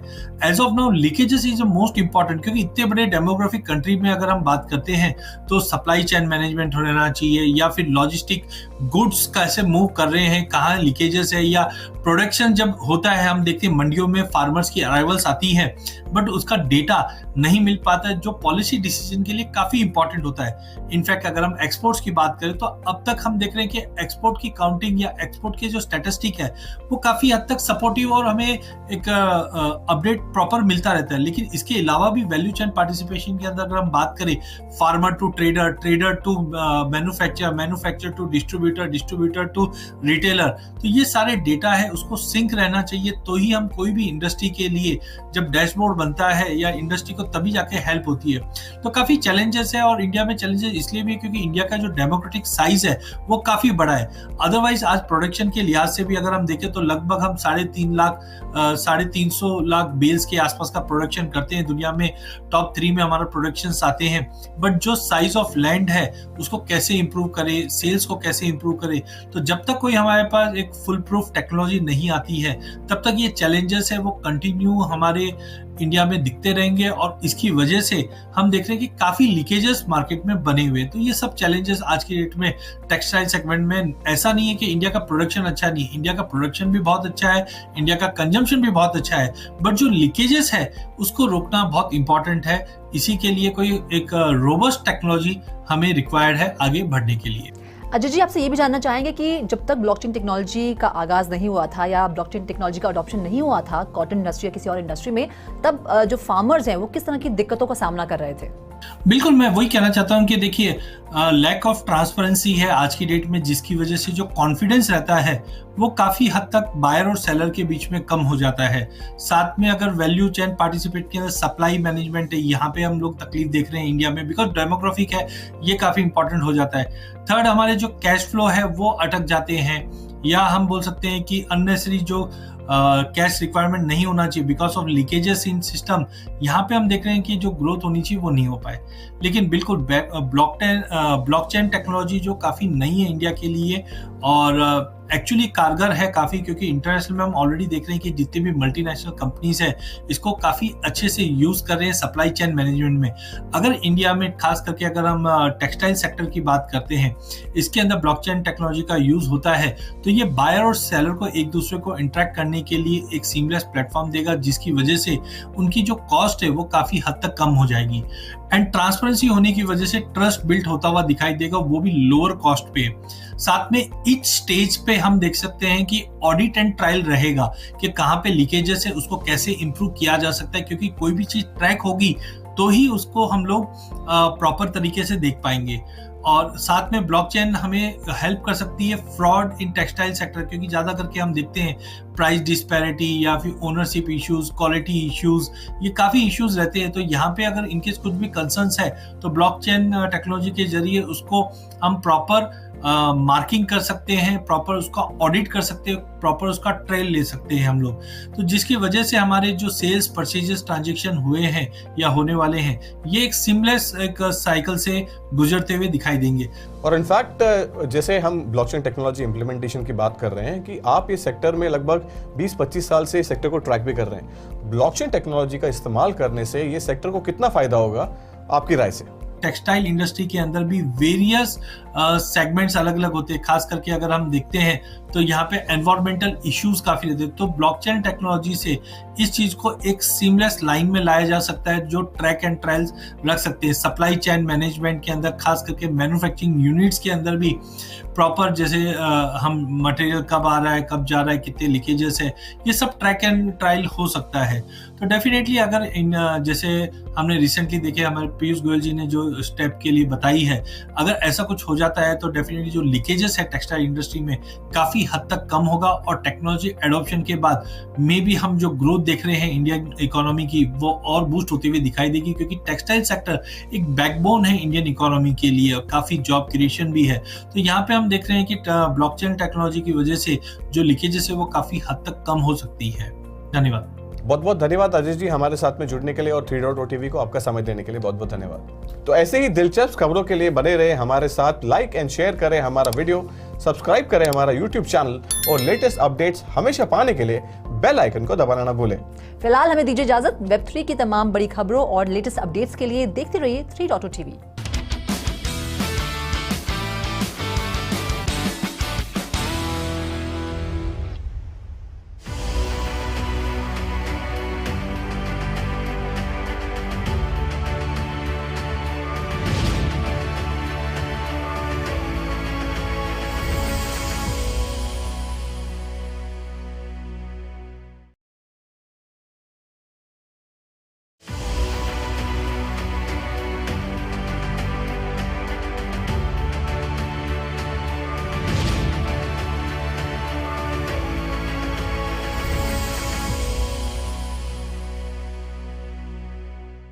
And now the news in detail. Binance has scrapped its letter of intent to buy rival crypto exchange FTX, according to a Binance spokesperson. As a result of corporate due diligence, as well as the latest news reports regarding mishandled customer funds and alleged US agency investigations, we have decided that we will not pursue the potential acquisition of FTX.com, the spokesperson told CoinDesk. Binance tweeted that in the beginning, our hope was to be able to support FTX's customers to provide liquidity, but the issues are beyond our control or ability to help. Binance CEO CZ simply tweeted just 2 words about scrapping FTX deal: sad day, tried. FTT, the native token of FTX, which had already plunged in recent days, was down another 54% to about $2.74 after the news of Binance pulling out of its deal to buy FTX came out. Cryptocurrency prices plunged for a second straight day Wednesday after crypto exchange Binance announced it was pulling out of its deal to purchase its failing rival FTX trading. Crypto prices collapsed as market participants worried over FTX's solvency and the status of customers' funds, as the pullout has put over 1 million customer crypto accounts at risk. Binance cited FTX mishandled investors' assets and claimed US agency probes as reasons for pulling out of the deal in a tweet on Wednesday. The price of Bitcoin plunged more than 12% to $16,250, its lowest level since December 2020. It had been above $20,000 earlier in the week. The other major cryptocurrency, Ethereum, was down 13% at $1,150. The CEOs of the two exchanges, Sam Bankman-Fried of FTX and CZ of Binance, had publicly agreed to a merger Tuesday, pending the ability for Binance to perform due diligence of FTX's balance sheet. That due diligence apparently led to significant concerns that convinced it to pull out of the deal, Binance said in a statement Wednesday. The IC15 index of crypto was down 13.3% at 23,900 points. FTX investors have been warned that the crypto exchange may be forced to file for bankruptcy protection if it does not get a cash infusion, Bloomberg reported Wednesday. The news follows reports that Binance balked at an earlier promise to buy the troubled trading empire after looking at its books. Bloomberg reported the FTX exchange faces an $8 billion shortfall. FTX has been on a tailspin for a week following CoinDesk's reports of the blurred lines in the books of Sam Bankman-Fried's once mighty empire.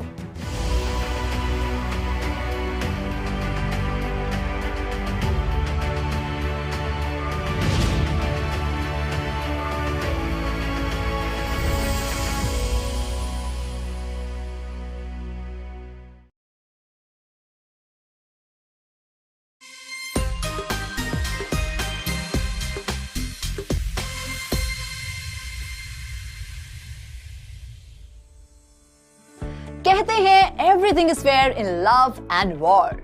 लोग इश्क में चांद तारे तोड़ने का दावा करते हैं और यहाँ NFT वॉर भी आपको चांद तक तो नहीं लेकिन स्पेस की सैर कराने की तैयारी कर रहा है। जी हाँ, रैपिडली इवॉल्विंग इस NFT वर्ल्ड में ज्यादा बेहतर और अट्रैक्टिव NFTs रिलीज करने का कंपटीशन अब प्लैनेट छोड़कर स्पेस पहुंच गया है। आई एम श्योर आपको यकीन नहीं हो रहा होगा।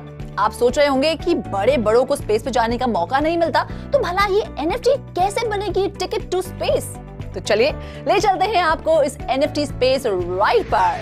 तो सुनिए, एक नहीं बल्कि 3 ऐसे NFT प्रोजेक्ट्स हैं जो कहीं ना कहीं स्पेस से जुड़े हुए हैं। तो चलिए शुरुआत करते हैं उस प्रोजेक्ट के साथ जो ना सिर्फ अपने NFT होल्डर्स को स्पेस में जाने का मौका दे रहा है बल्कि उन्हें एस्ट्रोनॉट बनने का मौका भी दे रहा है। क्या हुआ, होश उड़ गए? यकीन नहीं हो रहा? बात है तो हैरानगी में डालने वाली, लेकिन है 16 आने सच्ची। अपलिफ्ट एरोस्पेस अपने NFT कलेक्टर्स को New Shepard Blue Origins sub orbital rocket में सवार होकर स्पेस में ट्रैवल करने का once in a lifetime मौका दे रहा है। 10 मई 2022 को अपलिफ्ट एरोस्पेस ने 10,921 NFT आर्टवर्क की लॉन्च पास NFT कलेक्शन रिलीज की। वैसे दिलचस्प बात है कि मून की सर्कमफ्रेंस पर ही इस NFT कलेक्शन का काउंट रखा गया है। हर कलेक्टर जो इस स्पेशल कलेक्शन में से NFT अक्वायर करता है वो न्यू शेपर्ड पर स्पेस फ्लाई करने की जॉब अप्लाई करने के लिए एलिजिबल होगा। वो ना सिर्फ एस्ट्रोनॉट की जॉब अप्लाई कर पाएगा बल्कि स्पेस प्लस कम्युनिटी को रिप्रेजेंट भी कर पाएगा। लेकिन ये इतना आसान भी नहीं होगा। अपलिफ्ट एरोस्पेस टीम एप्लीकेंट्स को इवैल्यूएट करेगी और फिर एक फाइनलिस्ट चुना जाएगा। एक बार स्पेस फ्लाइट के लिए फाइनल एप्लीकेंट सिलेक्ट हो जाए उसके बाद लॉन्च पास NFTs के सभी 10,921 ओनर्स अपने लॉन्च पास को स्पेस प्लस NFT अवतार के कैरेक्टर स्टारबॉर्न में कन्वर्ट कर पाएंगे। स्पेस प्लस के अपकमिंग मेटावर्स के लिए बनाई गई स्टारबॉर्न प्रोफाइल पिक्चर स्पेस में ह्यूमैनिटी को रिप्रेजेंट करती है। लॉन्च पास और स्टारबॉर्न NFTs मिलकर स्टारबॉर्न स्पेस प्रोग्राम के लिए मेंबरशिप टोकन की तरह काम करेगी। To access future additional space-related community benefits, contests and products. आपको जानकर हैरानी होगी कि space plus 120 artistic AR trait और मल्टीपल बेस कैरेक्टर्स को कंबाइन करके तकरीबन 120 बिलियन यूनिक स्टारबॉर्न ऑप्शंस क्रिएट कर सकता है, जिसमें से 10,921 NFT आर्टवर्क कलेक्शन के लिए सिलेक्ट किए जा चुके हैं। स्पेस प्लस का लॉन्ग टर्म ऑब्जेक्टिव है Web3 टेक्नोलॉजीज यूज करके अर्थ और स्पेस के बीच कम्युनिटी कनेक्शंस क्रिएट करना। Starborn collection will provide access to real-life experiences including suborbital and zero-G flights, rocket launch events, professional network, and payload space for exhibiting and showcasing items on the International Space Station. तो ये थी पहली space NFT और अब बात उस NFT की जिसमें झलकता है किसी का रियल लाइफ स्पेस एक्सपीरियंस। हम बात कर रहे हैं record setting former NASA astronaut Scott Kelly की, जिन्होंने स्पेस में बिताए अपने वक्त को एक सुंदर याद में तब्दील कर दिया है। केली, जिसने इंटरनेशनल स्पेस स्टेशन पर 2015 और 2016 में 340 दिन बिताए, उन्होंने dreams out of this world नाम से अपनी पहली NFT लॉन्च की है। वो उम्मीद करते हैं कि ये NFT लोगों को अपने सपने पूरे करने की प्रेरणा देगी, उसी तरह से जिस तरह से टॉम वुल्फ की बुक द राइट स्टफ ने कभी उन्हें इंस्पायर किया था। उनका मानना है कि राइट टाइम पर राइट पर्सन को दी गई राइट इंस्पिरेशन से एक्स्ट्रा ऑर्डिनरी रिजल्ट्स मिलते हैं। Content creation studio orange studio के साथ कोलैबोरेशन में dreams out of this world तैयार की गई है, जिसमें केली के स्पेस में काम करते हुए कई पीसेस हैं, जिसमें बैकग्राउंड में री इमेजिन्ड अर्थ भी है। ये pieces 12 April the international day of human space flight को ऑक्शन किए गए, जो कि कॉस्मोनॉट यूरी गैगरिन के 1961 हिस्टोरिक ऑर्बिटल मिशन के लिए सेलिब्रेट किया जाता है। इस NFT को ओपन सी पर ऑक्शन किया गया था और ये ऑक्शन 3 दिनों तक चलने वाली थी, लेकिन इसे इतना जबरदस्त रिस्पांस मिला कि ये $500,000 की सेल के साथ कुछ ही घंटों में सोल्ड आउट हो गई। इस सेल का बड़ा हिस्सा चैरिटी के तौर पर ग्लोबल एम्पावरमेंट मिशन नाम के एक नॉन प्रॉफिट ऑर्गेनाइजेशन को यूक्रेन की मदद के लिए दिया जाएगा। यूक्रेन का ये मुद्दा केली के दिल के बेहद करीब है और इसीलिए वो यूक्रेन के लिए ये हर मुमकिन मदद कर रहे हैं। यहाँ तक कि उनकी NFT के एक पीस में अर्थ पर यूक्रेन का झंडा लहराता भी दिखता है। और अब बात तीसरी और काफी हैरत अंगेज स्पेस NFT की। स्टाइलिश लग्जूरियस कार लंबोर्गिनी के बारे में कौन नहीं जानता। शायद ही कोई होगा जो इस कार को ओन नहीं करना चाहता होगा। ये कार कंपनी जो करती है वो सबसे अलग और सबसे यूनिक होता है। और अब अपने पहले ही NFT प्रोजेक्ट के साथ लंबोर्गिनी ने हर किसी को हैरान कर दिया है, जिसके लिए उन्होंने स्पेस मिशन तक को अंजाम दे दिया है। दरअसल लंबोर्गिनी ने एक रिसर्च प्रोजेक्ट के तौर पर 2020 में एक carbon fibre piece international space station में भेजा। दरअसल Lamborghini is the leader in using carbon fibre in the automobile industry. इस स्पेस स्टेशन में 7 महीनों तक इस कार्बन फाइबर पीस पर एक्सट्रीम कंडीशंस में कई तरह के टेस्ट किए गए, इसकी स्ट्रेंथ और ड्यूरेबिलिटी को टेस्ट करने के लिए। इस कार्बन फाइबर के लौटने के बाद इस पर एक QR कोड एनग्रेव किया गया। ये कार्बन फाइबर NFT पिक्स का हिस्सा है। लंबोर्गिनी की इस NFT में 5 पिक्चर्स शामिल हैं, जिसे देखकर लगता है कि एक कार अर्थ के एटमॉस्फेयर से निकलकर स्पेस में एंटर कर रही है और ऐसा करते हुए ये कार एक्सप्लोड हो गई है और इसके पार्ट्स स्पेस में फ्लोट कर रहे हैं। मजे की बात तो ये है कि हर पिक्चर को देखकर लगता है कि ये एक कंप्यूटर जनरेटेड इमेज है, लेकिन असल में इसका पुर्जा रियल है। इस एक पिक्चर को क्रिएट करने के लिए आर्टिस्ट ने रियल कार के 1500 से ज्यादा इंडिविजुअल पार्ट्स को कैप्चर किया है। ऑफनर ने इस पिक्चर्स में नजर आ रहे हर एक छोटे से छोटे पीस को इंडिविजुअली शूट किया है और हर पिक्चर का रेजोल्यूशन 600 मिलियन पिक्सेल्स है, यानी आप बारीक से बारीक पीस को जूम करके उसकी डिटेल्स देख सकते हैं। रेजोल्यूशन इतना बढ़िया है कि आप चाहे तो इंजन पर मेंशन छोटी से छोटी मार्किंग्स पढ़ सकते हैं। इस NFT के ऑक्शन के 5 विनर्स को एक स्पेस की मिलेगी, जिससे वो NFT को एक्सेस कर पाएंगे कार्बन फाइबर पर मौजूद QR कोड को स्कैन करके। भाई वाह, क्या कहने। जिस तरह NFT आसमान का सीना चीर कर स्पेस पहुंच गई है, लगता नहीं है कि NFT महज एक ट्रेंड है। इनफैक्ट इसकी कामयाबी अब आसमान नहीं स्पेस छुएगी। होप ये स्टोरी आपको पसंद आई हो। ऐसी और मजेदार स्टोरीज के लिए देखते रहिए crypto TV. This is Ruchi Sharma signing of. Have a great day.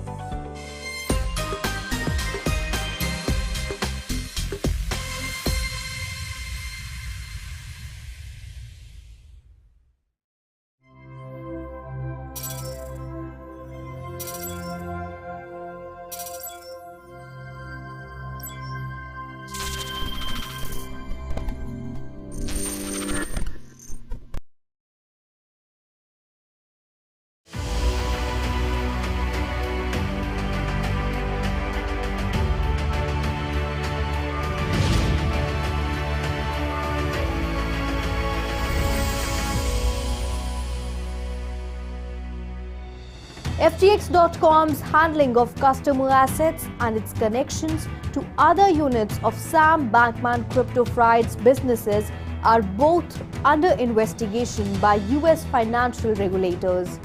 According to the sources, the investigations by the Securities and Exchange Commission and the Commodity Futures Trading Commission are related to the liquidity crisis at the trading platform that prompted briefly a planned purchase of its non-US businesses by rival exchange Binance Holdings Limited, before it walked away from the deal on Wednesday.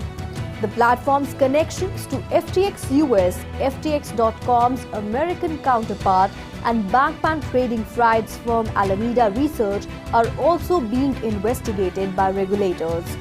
Additionally, the US Department of Justice is also looking into crypto exchange FTX after its apparent collapse, the Wall Street Journal reported Wednesday.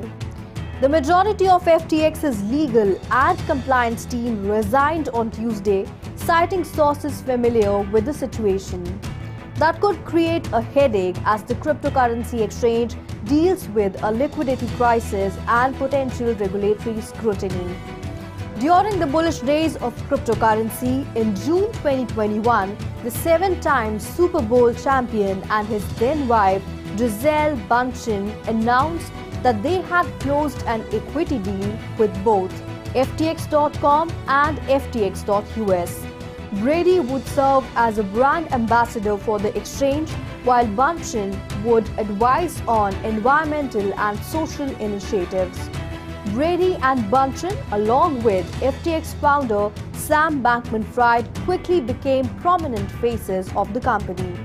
The terms of the equity deal were not disclosed, but FTX began working on raising another round with a $32 billion valuation in the months following the announcement. That equity is now significantly less valuable as Binance walked away from FTX bailout and FTX is facing bankruptcy.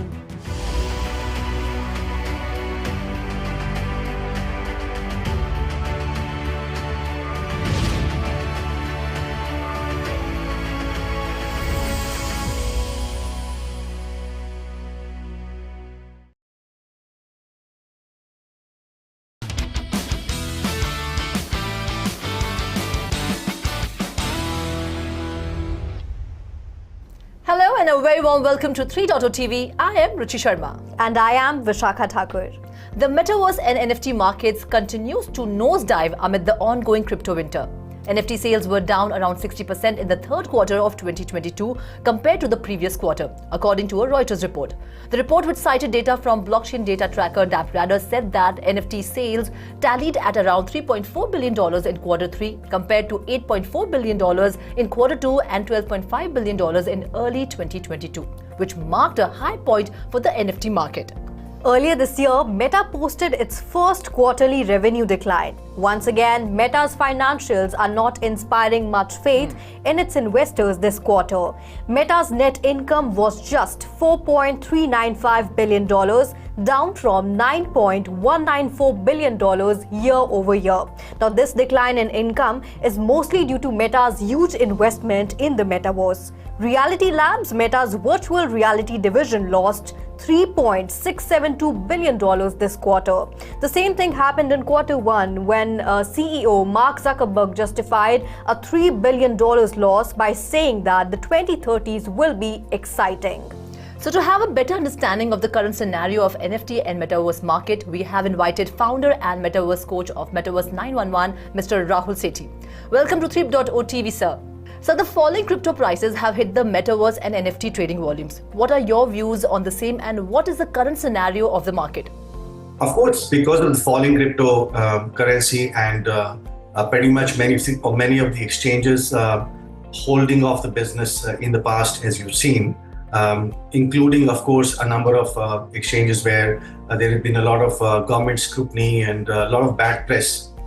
It has taken a big hit on the crypto market per se.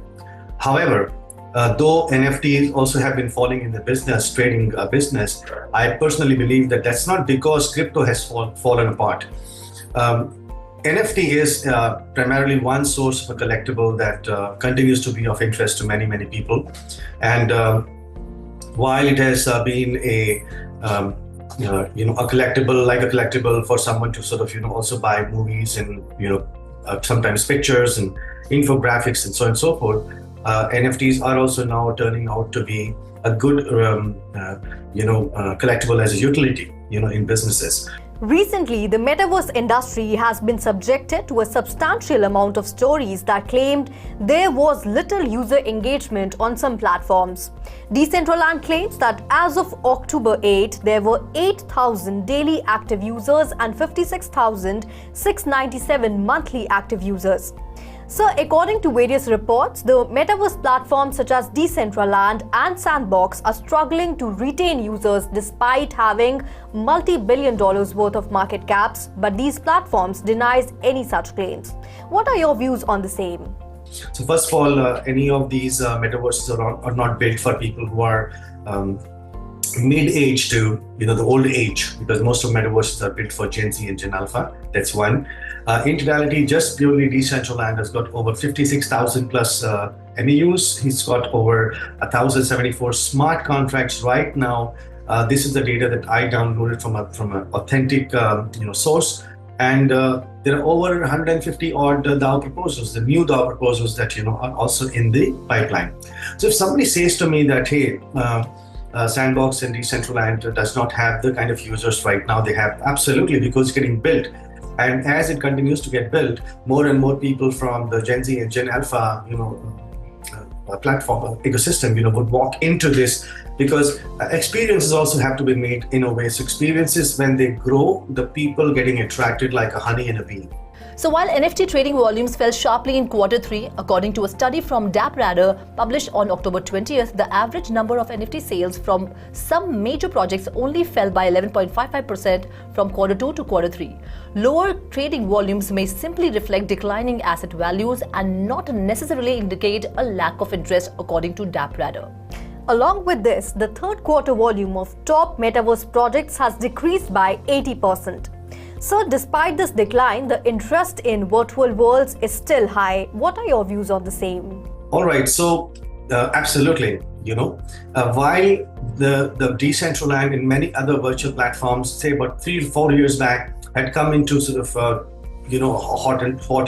hot sale kind of category, over a period of time, a number of other metaverse platforms have also come in.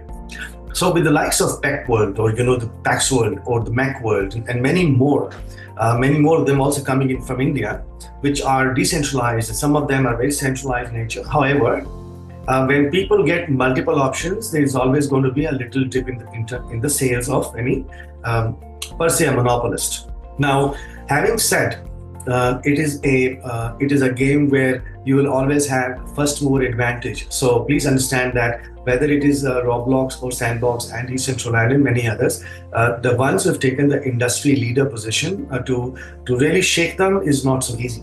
In Q3, the non-fungible token sales count for 8 of the top 10 metaverse projects significantly decreased, with other side by Yuga Labs experiencing a 74% decline for the quarter. Trading volumes may have declined so much because, according to a report, the floor pricing for NFT land plots had decreased by, on average, 75%. So the floor price of NFTs as well as NFT land plots have been declining for quite some time now. What is the reason for it, and how is it impacting the NFT and metaverse market? Virtual land sale has also decreased for the fact that because of the crypto fallout, it's been a bit of a investor frenzy time. They're not sure about what they should do and where should they go.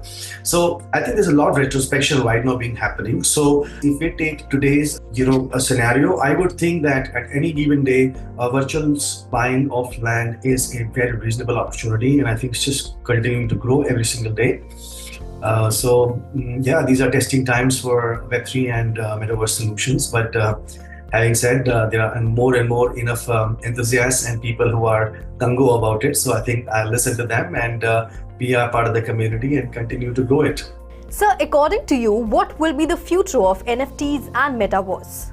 I'm expecting that in the next few years, because it's still in a very infancy stage, but in the next few years, you can think of metaverses to be more of a alternate experience, wherein of course you will have a Web2 experience or a pure, a 2D experience. But at the same time, a lot of brands will want to make sure that they're continually upgrading the 3D experience, and of course for that they will need some of the other metaverse platform to be a part of.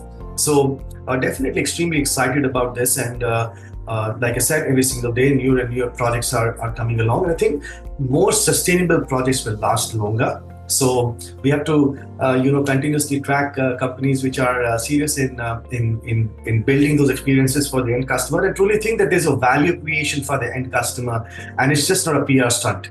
So with that, I think my take will be that future is definitely bright, if not present is so bright.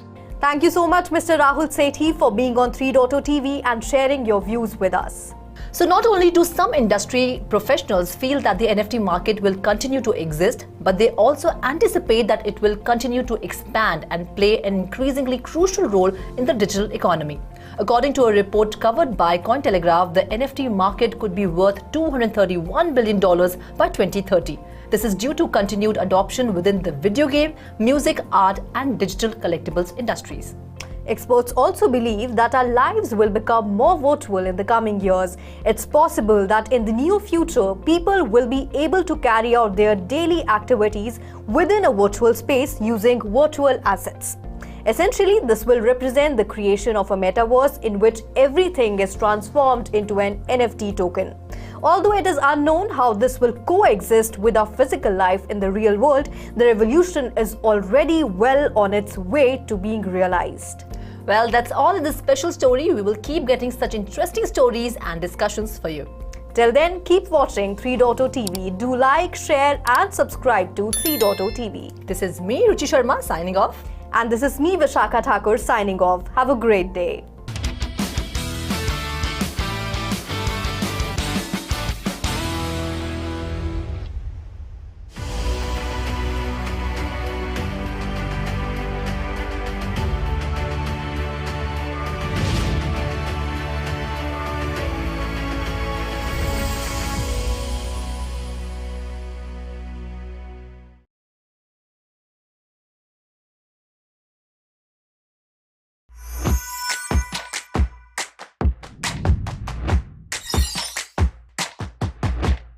Hello and welcome to 3.0 TV. I am Vishakha Thakur. You are watching a special show, Metaverse Magic, in which we get major updates on Metaverse from around the world. The third quarter trading volume of top Metaverse projects has decreased by 80%. But according to some reports, the interest in virtual worlds is still high.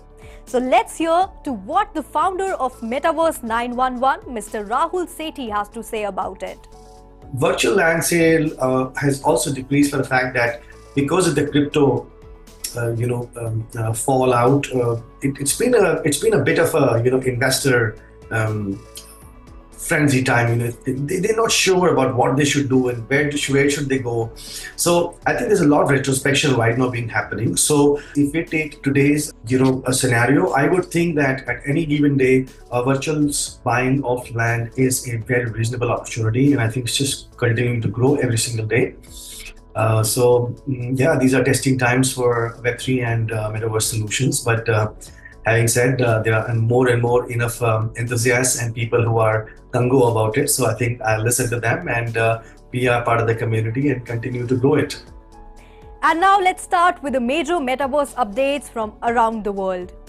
Meta's Reality Labs division, overseeing augmented and virtual reality operations, lost $3.7 billion in Q3.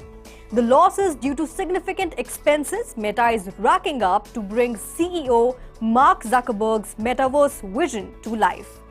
Meta's year-to-date spending is double last year's amount, and there's still another quarter in 2022. Several billion of that spending went toward Meta's Reality Labs division, which only brought in $285 million in revenue. Meta's third quarter loss of $3.7 billion on Reality Labs is greater than its second quarter loss of $2.8 billion. However, the losses won't end here, as Meta expects even more significant operating losses in 2023. But Mark Zuckerberg remains hopeful the investment will pay off. So Meta's investors have called on the company to reduce spending on metaverse projects, though Zuckerberg says it would be a mistake not to continue. So Meta's net income continues to decline, earning $4.395 billion in Q3 compared to $9.194 billion last year. Moving on to our next update, the Into the Bollyverse is set to take place on 4th of November 2022 at 6 p.m. IST and includes a giant Bollywood-inspired set inside Decentraland, free for all to attend.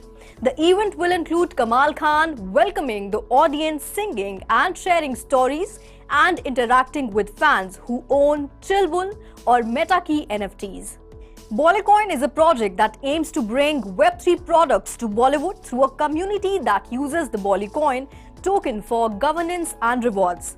So introduced by Salman Khan with the Dabangg NFTs in October 2021 and soon after launching the Chilbul NFT collection with Metaverse utility, Bollycoin is ready to launch Bollywood's first ever Metaverse event in partnership with the MetaKey. The MetaKey is a world-class Web3 experience studio that designed, developed and delivered the event space for Into the Bollyverse. The first 1,000 people to show up to event will be airdropped wearables after the event. Moving on to the next update, Nokia has announced that it has signed a memorandum of understanding with NIDA, the security network provider of the Dubai government. The MOU will explore opportunities to upgrade NIDA's telecommunication network across radio access networks and core by leveraging 5G technology with Nokia's innovative technologies. So 5G network with end-to-end slicing functionality will help NIDA deliver improved public safety and smart city services to concerned organizations and citizens, as well as lay the foundations for more advanced services such as Metaverse. NIDA's network already utilizes Nokia's infrastructure and can support many of the requirements for mission-critical networks. However, with the introduction of 5G, NIDA will be able to support enhanced services for public safety and management of vital operations such as immersive applications for first responders, connected and automated vehicles, video surveillance and remote control, as well as manage thousands of connected devices, sensors and IoT applications.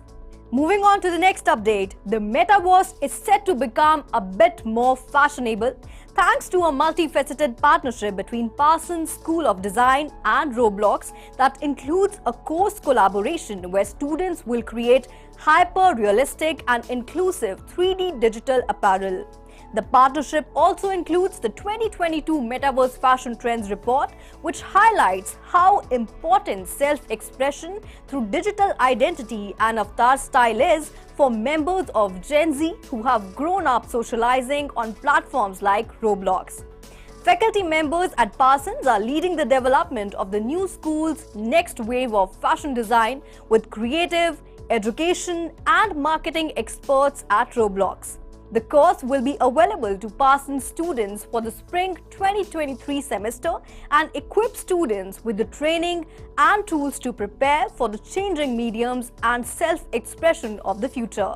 Moving on to the next update, Open Metaverse Alliance, an association based in Zug, Switzerland, is announcing open membership to its first working groups at Web Summit, Europe's largest tech conference.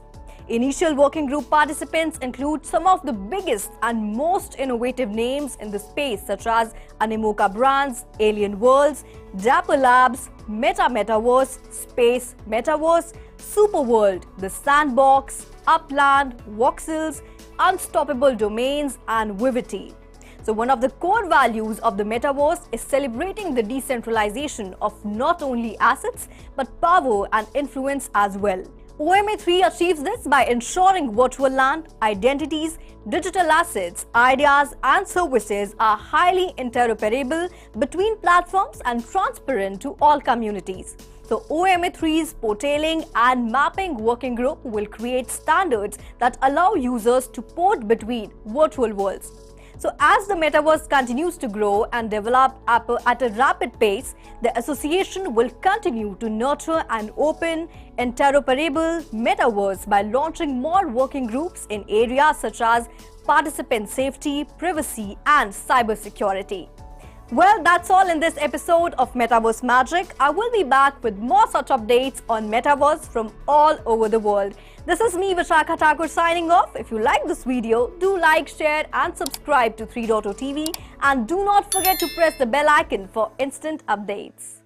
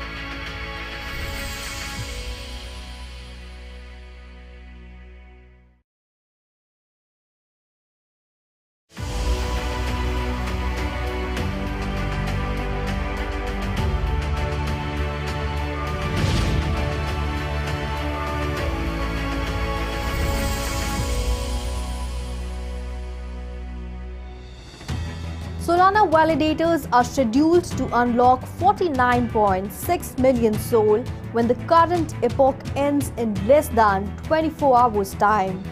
Representing 13% of the coin supply, it's the second largest volume of tokens to be unlocked in any Solana epoch, and it is coming amid a time of considerable tumult in the crypto market. An epoch refers to a number of slots on the chain and takes around 2 to 3 days. The dashboard of the website currently displays over 47 million SOL tokens scheduled to be unlocked by validators. This figure has risen from 18 million in a matter of hours. The increase is most likely due to more validators choosing to withdraw their staked tokens from the network. Solana's token price has dropped over 40% in the last 24 hours, falling from $23 to $13.46. It remains to be seen how the token unlocks will affect the price of SOL. Cryptocurrency exchange platform Crypto.com has halted the flow of two top Solana ecosystem stablecoins as the implosion of Sam Bankman-Fried's FTX empire continues to wreak havoc across the wider crypto ecosystem. Citing recent industry events in an email to users Wednesday, Crypto.com said, effective immediately, the platform would be suspending deposits and withdrawals of USDC and USDT on the Solana blockchain in the Crypto.com app and exchange. The email continued to say that stablecoin deposits in other ecosystems, including Ethereum and Cronos, would not be impacted. Crypto.com CEO Chris Marszalek in a tweet explained that FTX was an important bridge or venue for SOL-based stablecoins. We do not want any additional risk to our users coming from this area, hence disabling it. Cathie Wood is increasing her stake in Coinbase. The fund reported in an email sent from its trading desk that it is increasing its stake in Coinbase across its three funds: ARK Innovation, ARK Next Generation Internet, and ARK FinTech Innovation. ARK Investment Management said it would add 4,20,949 shares of coin to its current holdings of 7.7 million. Despite Coinbase's poor performance this year, Wood remains optimistic about the company and crypto in general. Marathon Digital Holdings, a Bitcoin mining company, is now thought to be the world's second largest publicly traded Bitcoin holder. Marathon Digital CEO Fred Thiel revealed the company now holds 11,300 BTC worth around $205 million at the time of writing during the company's third quarter earnings call on November 8, making Marathon the second largest holder of Bitcoin among publicly traded companies worldwide, referring to unnamed third-party data. Furthermore, the Nasdaq-listed crypto miner is second only to MicroStrategy Inc., which has nearly 130,000 Bitcoin on its balance sheet. It is followed by the crypto exchange Coinbase and the payments company Block Inc.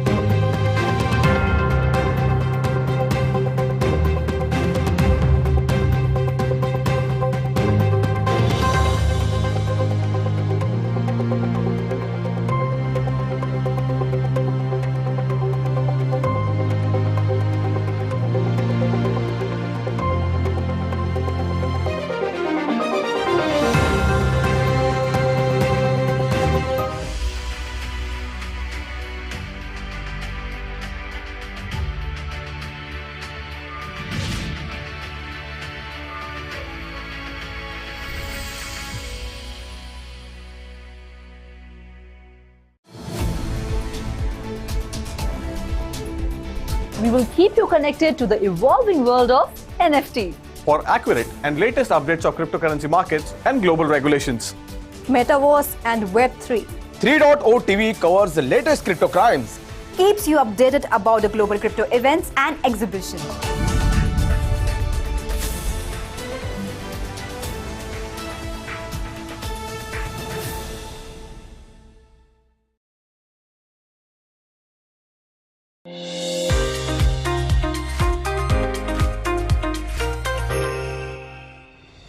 Binance, the world's largest cryptocurrency firm, has reached a deal with Sam Bankman-Fried's FTX to buy the rival crypto exchange for an undisclosed amount, rescuing the company from a liquidity crisis. Binance CEO CZ tweeted on Tuesday morning that there is a significant liquidity crunch at FTX and that after FTX asked for Binance's help, the company signed a non-binding agreement with the intent to fully acquire FTX and help cover the liquidity crunch. CZ added that Binance, which was initially based in China but now claims no official headquarters, will be conducting full diligence in the coming days and the firm has the discretion to pull out from the deal at any time. Meanwhile, Bankman-Fried confirmed the agreement in his own Twitter thread, stating that the two parties had agreed to a strategic transaction. The acquisition impacts only the non-US businesses. FTX.com, FTX.US will remain independent of Binance. However, according to a 2021 audit, the US part of FTX accounted for just 5% of total revenue.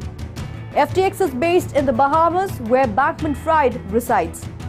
BTC ETH tanks 10% on worries over Binance and FTX deal, market estimates. FTX might lose $6 billion if Binance buys it out. Bitcoin was trading lower by 11% at $18,313. Ethereum, the second largest crypto by market cap, fell over 16% at $1,316. BNB was trading lower by 4.7% at $324. But coin price is reacting to the stress placed on the market by FTX, reaching a yearly low after a period when many thought the bear market bottom had been found. Solana was impacted the most, which fell over 20% at $23. IC15 index of cryptocurrencies tanked 12%. Following all the speculation surrounding the cryptocurrency exchanges Binance and FTX, Binance CEO CZ confirmed that his company intends to acquire its rival FTX. According to CZ, FTX officials informed him of a severe liquidity crisis and the need for immediate assistance. FTX CEO Sam Bankman-Fried confirmed the deal would go through shortly after CZ's announcement. He went on to say that teams back at the FTX offices were working to clear out the withdrawal backlog, which would finally resolve liquidity issues.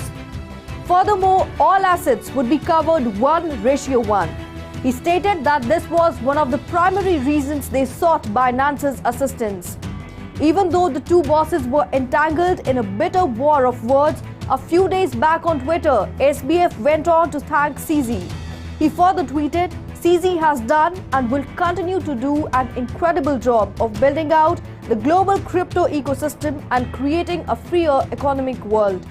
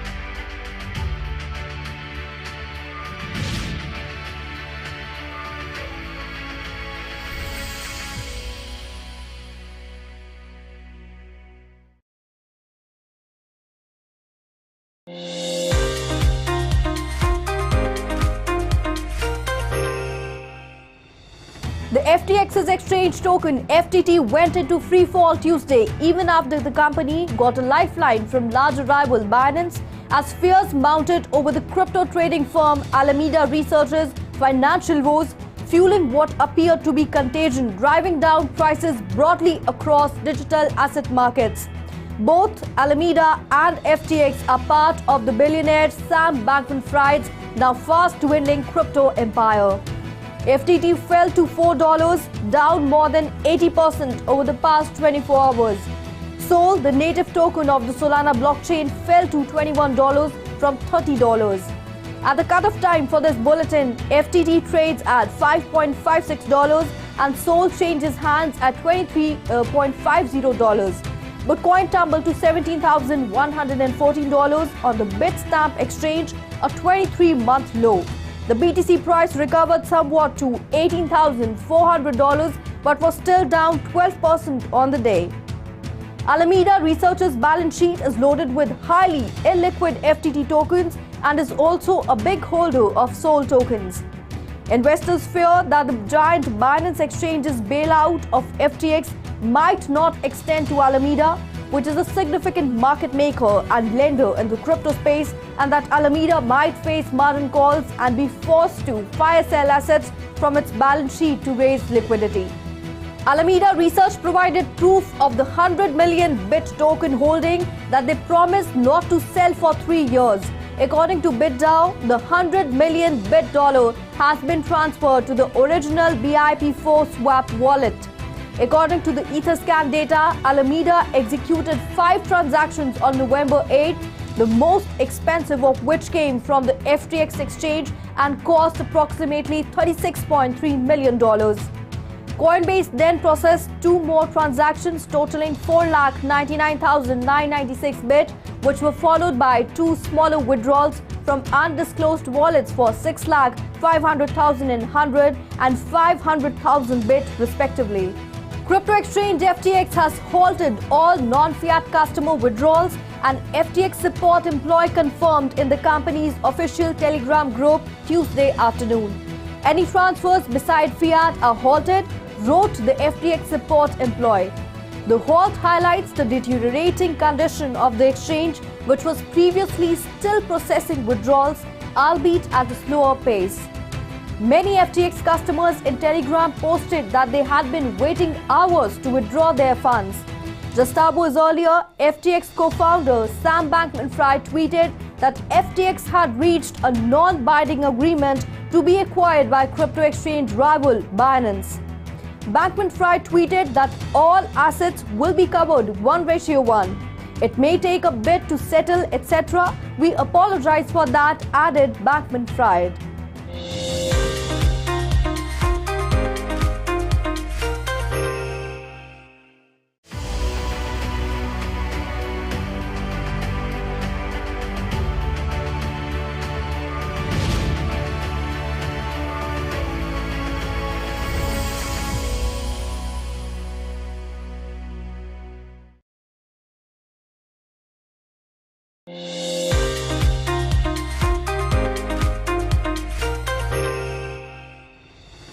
FTX CEO Sam Bankman-Fried has vanished from the Bloomberg Billionaires Index after his estimated personal wealth plummeted nearly 94% to $991.5 million in a single day. Before his company's cash crunch, Bankman-Fried was worth an estimated $15.2 billion. But according to Bloomberg, $14.6 billion was wiped out overnight. Vitalik Buterin, co-founder of Ethereum, joined the conversation on Twitter by adding that Sam Bankman-Fried's wealth is still much more than he has. Binance CEO CZ said on Tuesday that his exchange would soon introduce Merkle Tree proof of reserves in the interest of full transparency. Banks run on fractional reserves. Crypto exchanges should not, he tweeted on Tuesday, less than 3 hours after announcing his company's intention to purchase FTX. As CZ put it, a Merkle Tree is a data structure used by blockchains to store transaction data. Hence, Merkle Tree proof of reserves could imply a system that proves that exchange users' crypto holdings are safe and sound using public blockchain information. CZ also tweeted 2 big lessons from the FTX Alameda debacle.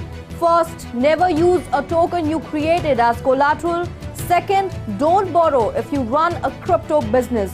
Don't use capital effectively, have a large reserve.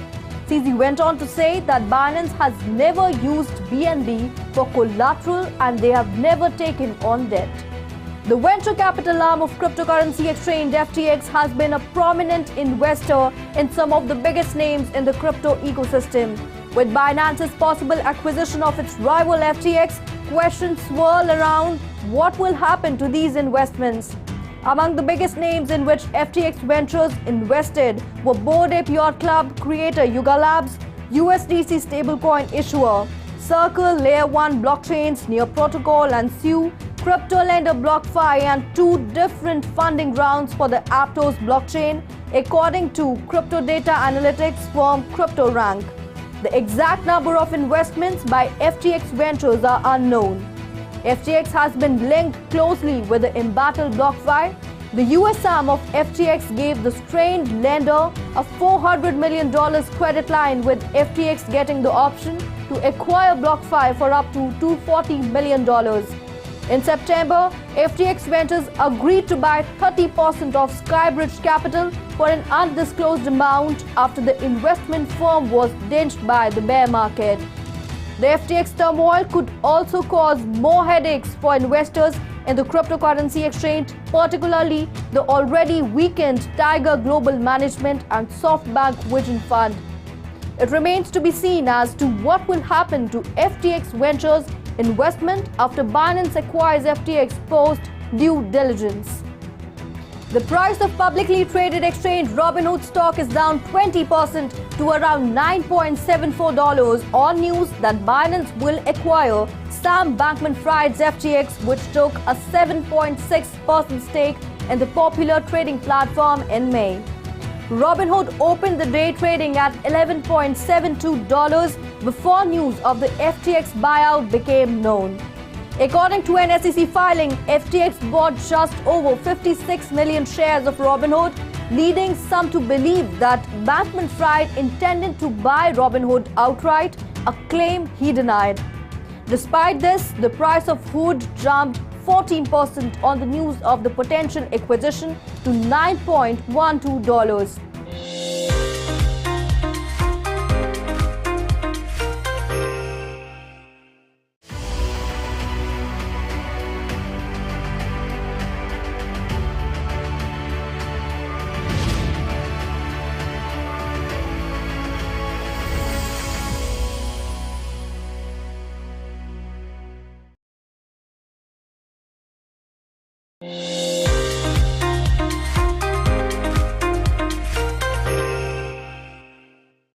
Hello and a very warm welcome to all the viewers of 3.0 TV. I'm Manoj Dara. So over the last couple of days, the crypto market has witnessed a huge downfall of the world's third largest cryptocurrency exchange, FTX's native token FTT, with a drop of over 80%. The FTX, which was valued at $32 billion at the start of this year, is suddenly facing the pressure of the liquidity crunch, and FTX CEO Sam Bankman-Fried lost 93% of his wealth overnight. So to discuss the entire episode of the Binance taking over FTX, we have invited a special guest. Let me introduce you to Mr. Raj Kapoor. He is founder of India Blockchain Alliance. Raj sir, welcome on 3.0 TV. Always happy to be back with you, Manoj. Thank you so much, sir. So your first reactions on this deal, how do you see this announcement and its impact on the market going forward? And my second question to you is, how did FTX, a multi-billion-dollar company, almost die overnight? So this is something which our viewers wanted to understand. Well, just to understand the context of both these questions that you've asked me, I'll take the story back a year or so back. See, I don't know how many of us know, but Binance was, of course, an early investor in FTX. And FTX then started growing like crazy. In fact, they became the second biggest exchange. But try and see the patterns now here. The patterns are really interesting. Binance and FTX started as friends, now become competitors, because now FTX was growing big, big, big. So Binance suddenly decided to say, I'll sell my stake in FTX. And as part of the buyout at that time, they took $2 billion of it in FTT. What is FTT? It's basically a token that FTX created for using in its trading fees. So now Binance and FTX are friendly competitors. Why I'm giving a little context is that'll help us understand what really panned out in the last couple of days. So now Binance owns a hell of a lot of FTTs, $2 billion. And there's not a lot of FTT trading volume. Please keep a note of that. If we had been seeing that, we would have been forewarned. Anyways, a couple of days back, CZ comes out and says, hey, SBF has been talking a hell of bad stuff about us. He's been bad-mouthing us to regulators, lobbying in a way that will go to hurt Binance. This happened just recently. So what did he do? He announces publicly on Twitter. Why on Twitter? He's got 7 million followers, guys. And he said that he's going to dump the entire 2 billion FTT stash. And anybody now holding FTT knows that's really bad, right? So bad news, all right. Just a sec. Sure. Bad news for sure. And there has, obviously, it led to the panic selling. Now, Nobody wants to buy FTT also, because when a whale is dumping, everyone wants to sell and there's no one buying down. Numbers will go down, and that's the erosion we've seen over the last couple of days. Now, also, in this whole story, there is one more player, Alameda. Alameda is the hedge fund. Exactly. It enters here. They're kings, but there's a leakage. Now we just have, just like the story of the emperor with no clothes. That's exactly what happened. Now, they have 12 billion in assets, 7 billion in liabilities, but let's face facts. Half their assets are in FTT token. which is falling miserably and is illiquid now. You can't sell it. You really can't get anything out of it now, not even cents. Alameda might die. And if Alameda is in trouble, so is FTX. Sure. So the link between Alameda, FTX, and Binance now starts panning out very clearly. But most people think FTX is a blue chip company. Sam is famous. He's whatever he touches, it turns to gold, is what we said. He was a genius, right? At one point in time, he was touted as the guy with the Midas touch. So then he and Alameda look out and see when is the recovery going to happen. But nothing happens. But Sam says, oh, everything is fine. Everything is fine, really? It's just like when you ask your spouse or friend or girlfriend, is everything fine? And she says, yes, everything's fine. It's the same, everything is fine. Everything is not fine. But in spite of everything, it plunges. 24 hours pass, financial strength, nothing movement, and people start freaking out now and start withdrawing funds from FTX. Guys, that's exactly what happened to Celsius, Voyager, Luna in the last year. Exactly. People start getting panicky, and over $1 billion withdrawals, liquidity crunch, bang, it's all up. Sure. So then comes Binance and says, oh, right, they're in trouble. We bought them to save them, etc., etc. Lots of them happen. Long story short, this has been panning out for a long, long time. It's just that we never saw the signs like for Celsius, Sotera, or anything else. Sure. So that's my take on why it happened. Sir, you mentioned about an emperor without clothes. So I'm talking about FTX CEO Sam Bankman-Fried, who was once a crypto bailout king, is now suddenly in need of a bailout by none other than its rival company, as we speak, Binance. So this dramatic reversal of fate happened after the CoinDesk has actually written and published a story about Alameda Research balance sheet holding, which mostly FTT tokens as assets, led Changpeng Zhao to declare that he is dumping all of its FTT holdings worth over 500 millions, and something which you have already mentioned. So my question to you is, was this some sort of a Ponzi scheme? Yeah, but I personally, this is my personal opinion, I believe Alameda and FTX have been playing this very dangerous game for quite some time now. I mean, it's really dangerous because it's going to have a lot of repercussions going forward. It is only a matter of time which is going to be the trigger event. Now, the trigger event happened recently. Whether Binance had anything to do with it or not with the FTX demise is speculative. Alameda was running a Ponzi-like scheme. I may not call it a Ponzi scheme, but a Ponzi-like scheme. If you can see its leaked financials, just recently the financials were leaked. Have a look at those financials. They will tell the story. Basically, in hindsight, FTX threw really good money after bad, trying to bail out defunct crypto companies. Exactly. Because they thought, Sam will touch it, it's all going to be gold. They kept funding an ecosystem during the crypto winter and draining their liquidity. What we see today, Binance basically triggered it off. It's not necessarily the only reason. It is much beyond that. There are layers and layers of it. And I think they really didn't do a great job there. This was coming. We saw it all coming. Exactly, sir. So as we speak, that the main reason behind Binance buying FTX, they have mentioned was a liquidity concern. So Sam Bankman-Fried and Changpeng Zhao exchanged war of words over Twitter when Bankman-Fried accused Changpeng Zhao of spreading false rumors of the FTX insolvency. That's what the biggest concern was. And we're talking about the Twitter spat which they had. But in a shocking turn of events, Binance, the world's largest cryptocurrency, has reached a deal with Sam Bankman-Fried's FTX to buy the rival cryptocurrency exchange for an undisclosed amount. So, which is actually the reason why they have mentioned about the company, they are saving the company from the liquidity crisis. So, my question to you is, do you think this was a strategic move by Changpeng Zhao and Binance? I completely think so. In fact, it's very evident, isn't it? There can be two swords cannot last in a field. There has to be only one king. This is exactly, now FTX was really coming in really fast. Binance probably got a little scared of that, probably said, let's do it. Or the other, let's not put it a conspiracy theory, but as another theory goes that, well, both these guys decided that they might merge. And I'm sure there was a swap internal swap somewhere, a deal somewhere which none of us has reported or we can see, because most people don't really understand behind the scenes in the crypto space. Right, sir. If you even take a step back a little bit here, if you remember in 2021, Sequoia Capital invested $420 million in FTX at a $25 billion valuation. That is massive. And even then, a Paradigm invested $400 million at a $32 billion in Jan 2022. why did these companies make such a huge investments? The question even comes here. Are VCs part of all this? Were they also instrumental, or they also had a strategy, vested strategy, which could have led to the cascading effect which we see right now? Fantastic. You have mentioned... I think it has. Yeah. I think it has. Yeah. Look at that. They invested at that much, and now it's a fire sale going on, for God's sake. Look at that. I think it's a whole thing. It was pretty much panned and planned over the last few months. It is actually interesting comment which is coming from Mr. Raj sir, that it is actually a planned event.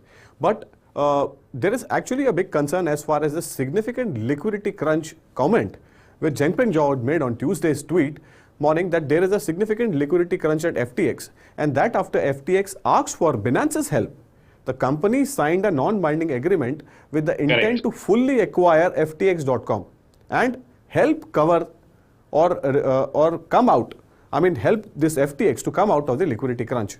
And Zhao also added that Binance was initially based in China, but now claims no official headquarters will be conducted full in diligence in the coming days. And the firm has also the discretion to pull out of the deal anytime.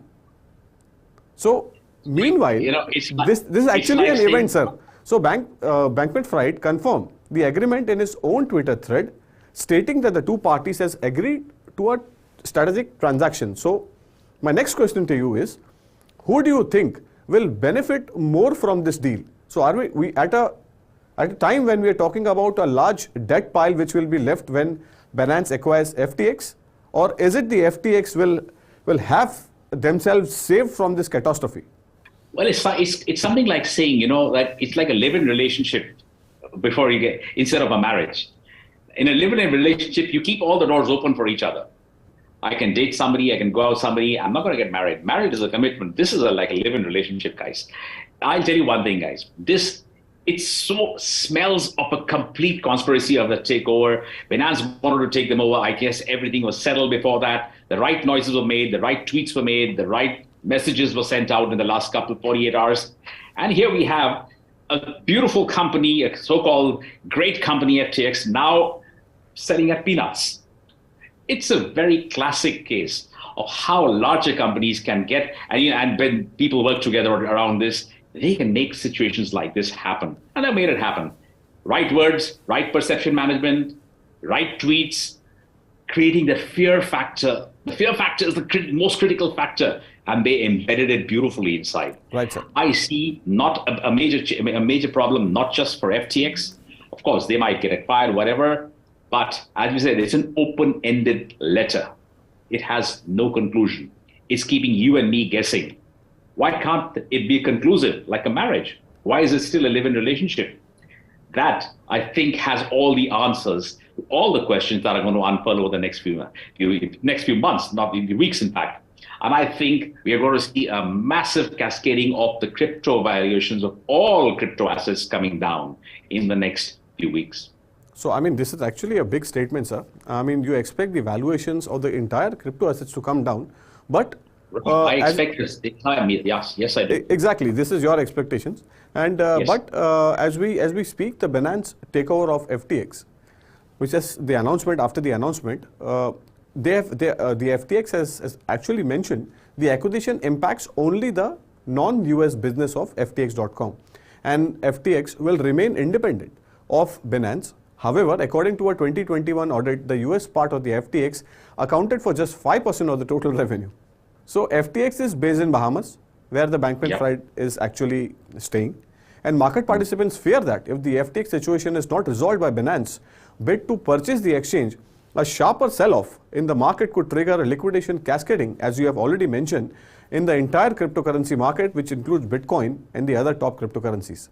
So, absolutely, the meltdown, as we speak, sir, has sparked recollections of the crypto market, which is actually led by Celsius and actually punctured the entire cryptocurrency market, triggered by the Terra blockchain's UST stablecoin. The cryptocurrency led Celsius, trading venture Voyager, and the investment fund 3 Arrow Capital. So my last question to you is, sir, what is your take? Did the markets not see this coming, and what is the outlook for the markets going forward? Well, actually, crypto's superior transparency is now seems just like a promise. We all talk about decentralization, et cetera, with the way things are having, I see a polarization with the big exchanges coming together and creating a sort of a monopolistic situation. I see that. Despite all the big buzz around blockchain, DLT, a code, and code, etc., which we say everybody's available for everybody to read. The sad reality is the recomposing a clear image of an entity's balance sheet is still a vast, big mess for addresses. Now, if you look at a lot of people, we have a lot of experts, and that's correctly so. We study the charts, right, to see what's going to happen in the future, where the price rise is going to be, et cetera, what can you expect? Because a lot of technical analysis goes in that, which includes trend lines, candlestick patterns, other factors. All trading system, bots and people alike, automatically follow a strong sell signature created by any one company. In this case, we know who. In this case, we know Binance. So it's time basically to reevaluate the trading rationale. When we have monopolistic forces, all these candlesticks, all these MACDs, everything is going to go for a toss, because one unit can make that big difference. So basically, I'll tell you guys, it's time to reevaluate trading rationale, if not your morality. Fantastic. That's my concluding line. Fantastic, sir. Thank you so much for offering your comments on this important event about Binance taking over FTX, although this acquisition is not completed and it will be announced in maybe a few weeks' time and in months' time. We don't know that. But thank you so much, sir, for offering your comments. It was really good to have you on 3.0 TV. Thank you. My pleasure. Thank you. Thank you so much. So this was Mr. Raj Kapoor giving his view about Binance taking over FTX. That's all there is in this special interaction. This is Manoj Dara signing off. But keep watching 3.0 TV for more such interesting updates. Thank you.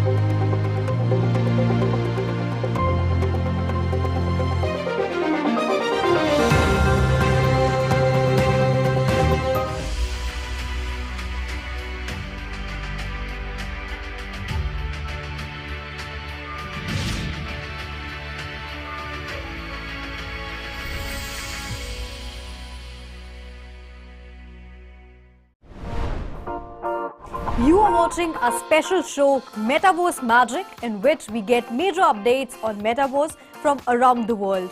The third quarter trading volume of top Metaverse projects has decreased by 80%.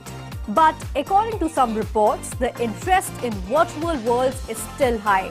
If we take today's a scenario, I would think that at any given day, virtual buying of land is a very reasonable opportunity, and I think it's just continuing to grow every single day.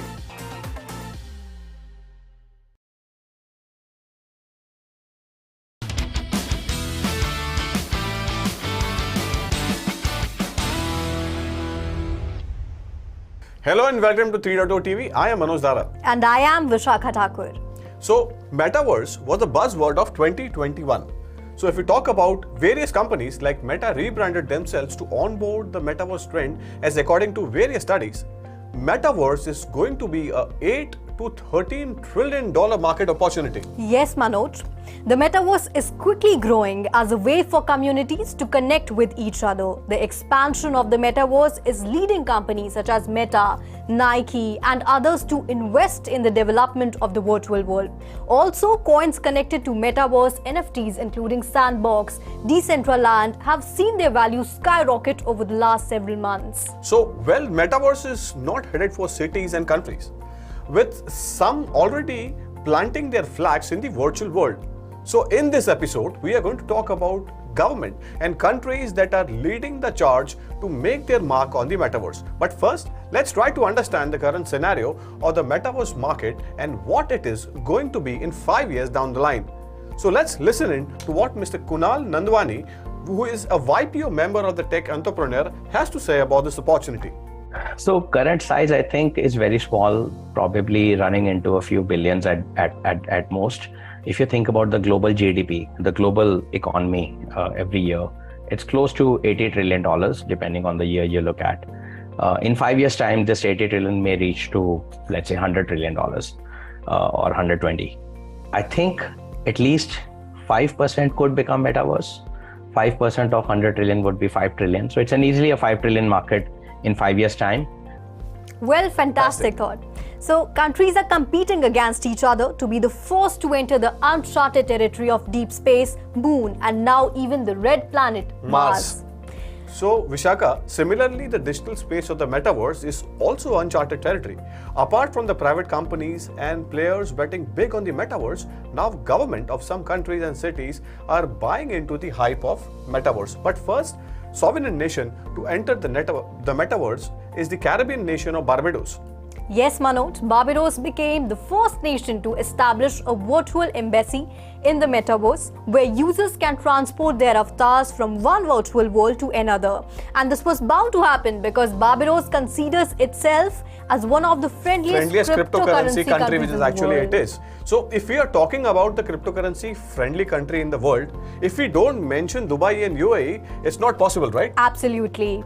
The Crown Prince of Dubai has his eyes set on the digital world. Sheikh Hamdan bin Mohammed, the Crown Prince of Dubai, announced a new metaverse strategy that aims to create 40,000 jobs and add $4 billion to the Emirates economy in the next 5 years as it continues to boost efforts to tap into the emerging digital space. This is huge actually. $4 billion is a big opportunity, right? Absolutely. So if we move forward, and Sheikh Hamdan has also said that the Dubai metaverse strategy would be essential to the Emirates' goals of becoming one of the leading economies for the metaverse and a major center for the global community. So, well, the initiative aims to cover all aspects of the metaverse's developments, from formulating regulations, developing applications, to nurturing talent and determining ways how these solutions can be used by government entities. So this is actually a fantastic development. But Vishaka, do you remember that in May 2022, Dubai's Virtual Asset Regulatory Authority, which is VARA, said it had entered into the metaverse with the establishment of its metaverse headquarters, making it the first regulatory in the world to have a presence in the emerging digital space. Yes, Manoj, I do remember. Dubai aims to become the metaverse capital of the world. So let's take Mr. Kunal's views on the same. So Dubai is becoming the center of Web3 with the country having its own metaverse strategy. Where do you see Dubai in the next 5 years? So Dubai would continue to attract due to their low taxation, a supportive regulatory framework, and they're already existing capital, access to capital, and lots of HNIs who've made a lot of money in by investing into the Web3, cryptos, blockchain world. I think they would be a hot destination for sure, especially because their regulatory framework is very open, very collaborative, not too restrictive as of now. And so Dubai would play a role. In 5 years, it would be one of the top 3 or 5 favored destinations by all the metaverse development companies in some sense. They will have a big play, and given how they had been so forward looking and future thinking, I think they would certainly get some of the early big platforms coming out of Dubai. But yeah, so far 5 years time, if you take a 5-year horizon, Dubai would certainly have a good play, and they would have some good companies coming out of there. It was indeed a wonderful thought. So now let's move over from Dubai, UAE to Shanghai, China. The Shanghai government has proposed a group of guidelines to help it shift into the metaverse power.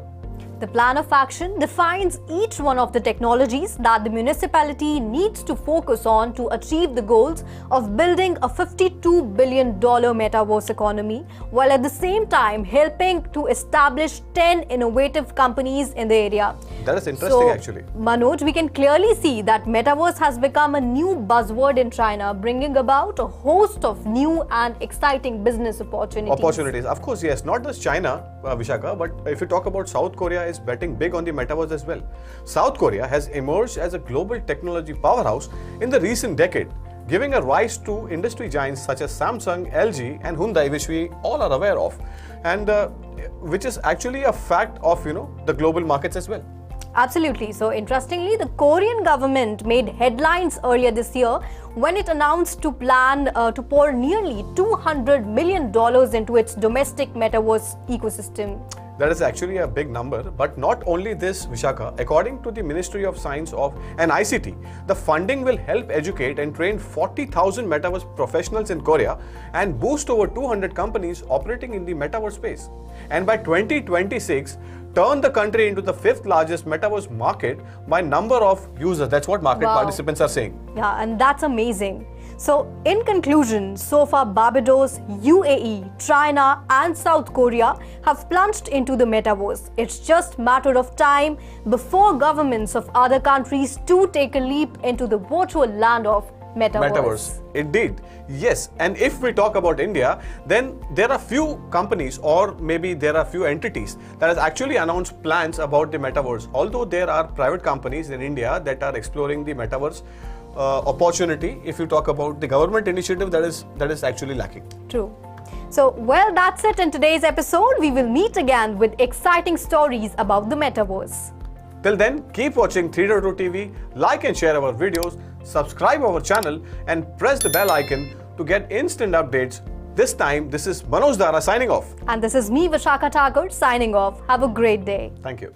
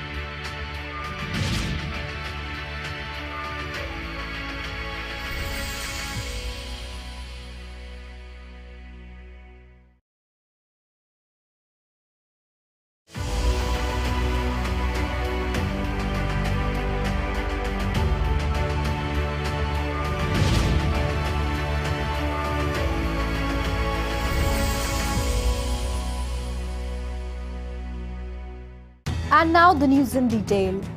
Binance has scrapped its letter of intent to buy rival crypto exchange FTX, according to a Binance spokesperson. As a result of corporate due diligence, as well as the latest news reports regarding mishandled customer funds and alleged US agency investigations, we have decided that we will not pursue the potential acquisition of FTX.com, the spokesperson told CoinDesk. Binance tweeted that in the beginning, our hope was to be able to support FTX's customers to provide liquidity, but the issues are beyond our control or ability to help. Binance CEO CZ simply tweeted just 2 words about scrapping FTX deal: sad day, tried. FTT, the native token of FTX, which had already plunged in recent days, was down another 54% to about $2.74 after the news of Binance pulling out of its deal to buy FTX came out. Cryptocurrency prices plunged for a second straight day Wednesday after crypto exchange Binance announced it was pulling out of its deal to purchase its failing rival FTX Trading. Crypto prices collapsed as market participants worried over FTX's solvency and the status of customers' funds, as the pullout has put over 1 million customer crypto accounts at risk. Binance cited FTX mishandled investors' assets and claimed US agency probes as reasons for pulling out of the deal in a tweet on Wednesday. The price of Bitcoin plunged more than 12% to $16,250, its lowest level since December 2020. It had been above $20,000 earlier in the week. The other major cryptocurrency, Ethereum, was down 13% at $1,150. The CEOs of the two exchanges, Sam Bankman-Fried of FTX and CZ of Binance, had publicly agreed to a merger Tuesday, pending the ability for Binance to perform due diligence of FTX's balance sheet. That due diligence apparently led to significant concerns that convinced it to pull out of the deal, Binance said in a statement Wednesday. The IC50 index of crypto was down 13.3% at 23,900 points. FTX investors have been warned that the crypto exchange may be forced to file for bankruptcy protection if it does not get a cash infusion, Bloomberg reported Wednesday. The news follows reports that Binance balked at an earlier promise to buy the troubled trading empire after looking at its books. Bloomberg reported the FTX exchange faces an $8 billion shortfall. FTX has been on a tailspin for a week following CoinDesk's reports of the blurred lines in the books of Sam Bankman-Fried's once mighty empire.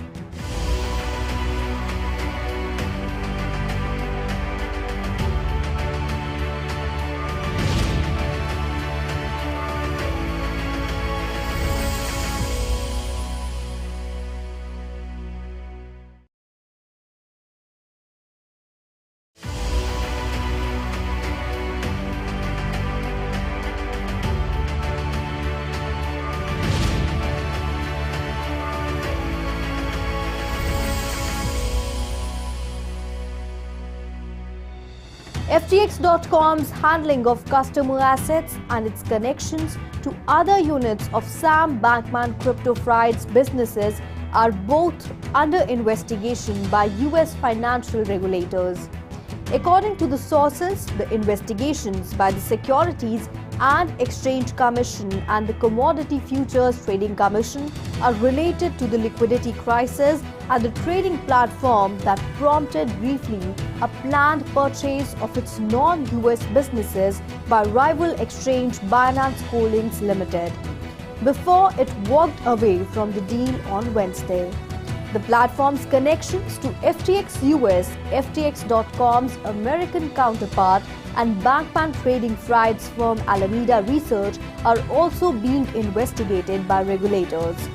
Additionally, the US Department of Justice is also looking into crypto exchange FTX after its apparent collapse, the Wall Street Journal reported Wednesday. The majority of FTX's legal and compliance team resigned on Tuesday, citing sources familiar with the situation. That could create a headache as the cryptocurrency exchange deals with a liquidity crisis and potential regulatory scrutiny. During the bullish days of cryptocurrency in June 2021, the 7-time Super Bowl champion and his then-wife Gisele Bündchen announced that they had closed an equity deal with both FTX.com and FTX.US. Brady would serve as a brand ambassador for the exchange, while Bunchen would advise on environmental and social initiatives. Brady and Bunchen, along with FTX founder Sam Bankman-Fried, quickly became prominent faces of the company. The terms of the equity deal were not disclosed, but FTX began working on raising another round with a $32 billion valuation in the months following the announcement. That equity is now significantly less valuable as Binance walked away from FTX bailout and FTX is facing bankruptcy.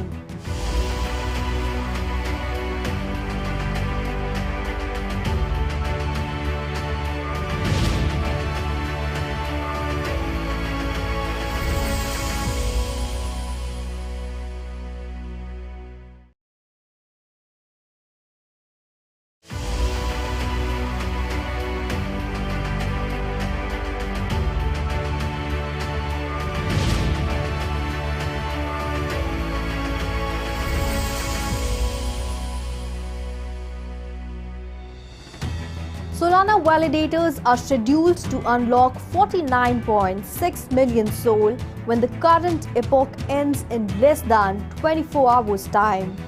Representing 13% of the coin supply, it's the second largest volume of tokens to be unlocked in any Solana epoch, and it is coming amid a time of considerable tumult in the crypto market.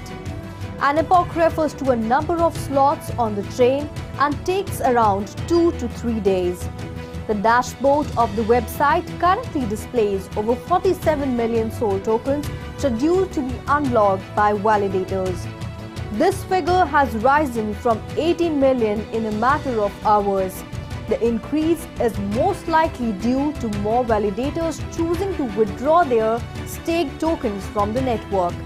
Solana's token price has dropped over 40% in the last 24 hours, falling from $23 to $13.46. It remains to be seen how the token unlocks will affect the price of SOL. Cryptocurrency exchange platform Crypto.com has halted the flow of two top Solana ecosystem stablecoins as the implosion of Sam Bankman-Fried's FTX empire continues to wreak havoc across the wider crypto ecosystem. Citing recent industry events in an email to users Wednesday, Crypto.com said, effective immediately, the platform would be suspending deposits and withdrawals of USDC and USDT on the Solana blockchain in the Crypto.com app and exchange. The email continued to say that stablecoin deposits in other ecosystems, including Ethereum and Cronos, would not be impacted. Crypto.com CEO Chris Marszalek in a tweet explained that FTX was an important bridge or venue for SOL-based stablecoins. We do not want any additional risk to our users coming from this area, hence disabling it. Cathie Wood is increasing her stake in Coinbase. The fund reported in an email sent from its trading desk that it is increasing its stake in Coinbase across its three funds: ARK Innovation, ARK Next Generation Internet, and ARK FinTech Innovation. ARK Investment Management said it would add 4,20,949 shares of coin to its current holdings of 7.7 million. Despite Coinbase's poor performance this year, Wood remains optimistic about the company and crypto in general. Marathon Digital Holdings, a Bitcoin mining company, is now thought to be the world's second largest publicly traded Bitcoin holder. Marathon Digital CEO Fred Thiel revealed the company now holds 11,300 BTC, worth around $205 million at the time of writing during the company's third quarter earnings call on November 8, making Marathon the second largest holder of Bitcoin among publicly traded companies worldwide, referring to unnamed third-party data. Furthermore, the Nasdaq-listed crypto miner is second only to MicroStrategy Inc., which has nearly 130,000 Bitcoin on its balance sheet. It is followed by the crypto exchange Coinbase and the payments company Block Inc.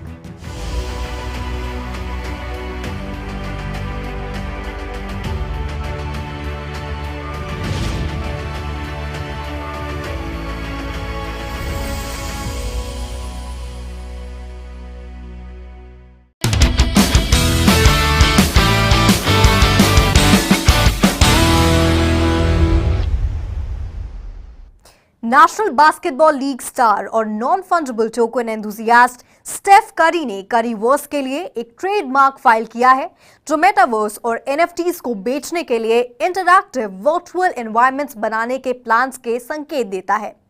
Full trademark filing में करी द्वारा entertainment services नेमली personal और virtual और मेटावर्सल appearances के rights के साथ साथ virtual world की नेचर में ऑनलाइन गेमिंग सर्विसेज शामिल हैं।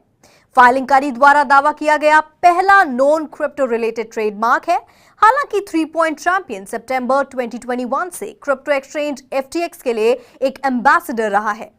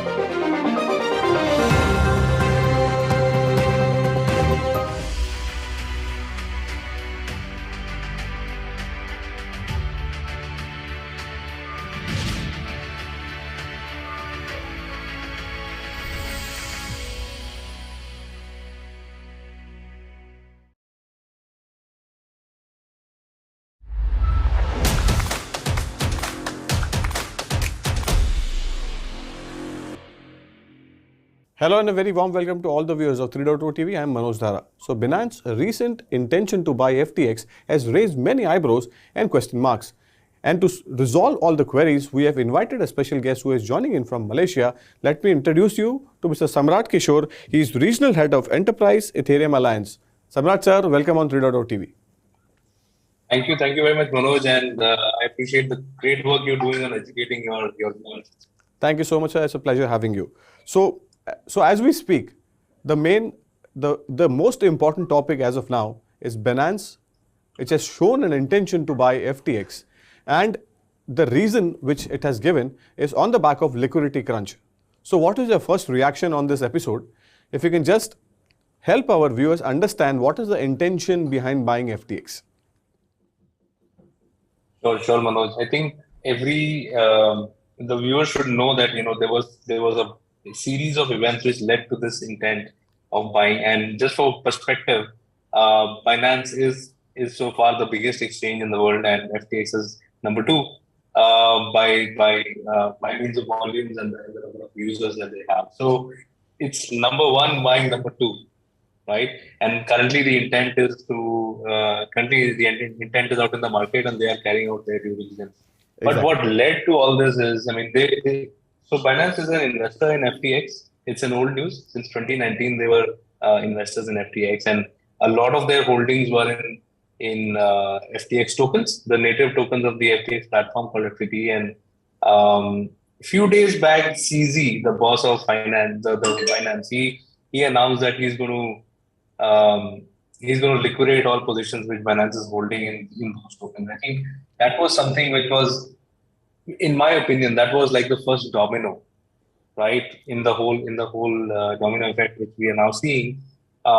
where because of CZ and he holds a big position in the industry, and Binance holds a big exposure to a lot of other cryptos as well. So they announced that we are liquidating this, and that was probably the reason why a lot of people started selling. That was number one. Number two, which I also see is CoinDesk pointed some questions at the holdings of Alameda Capital.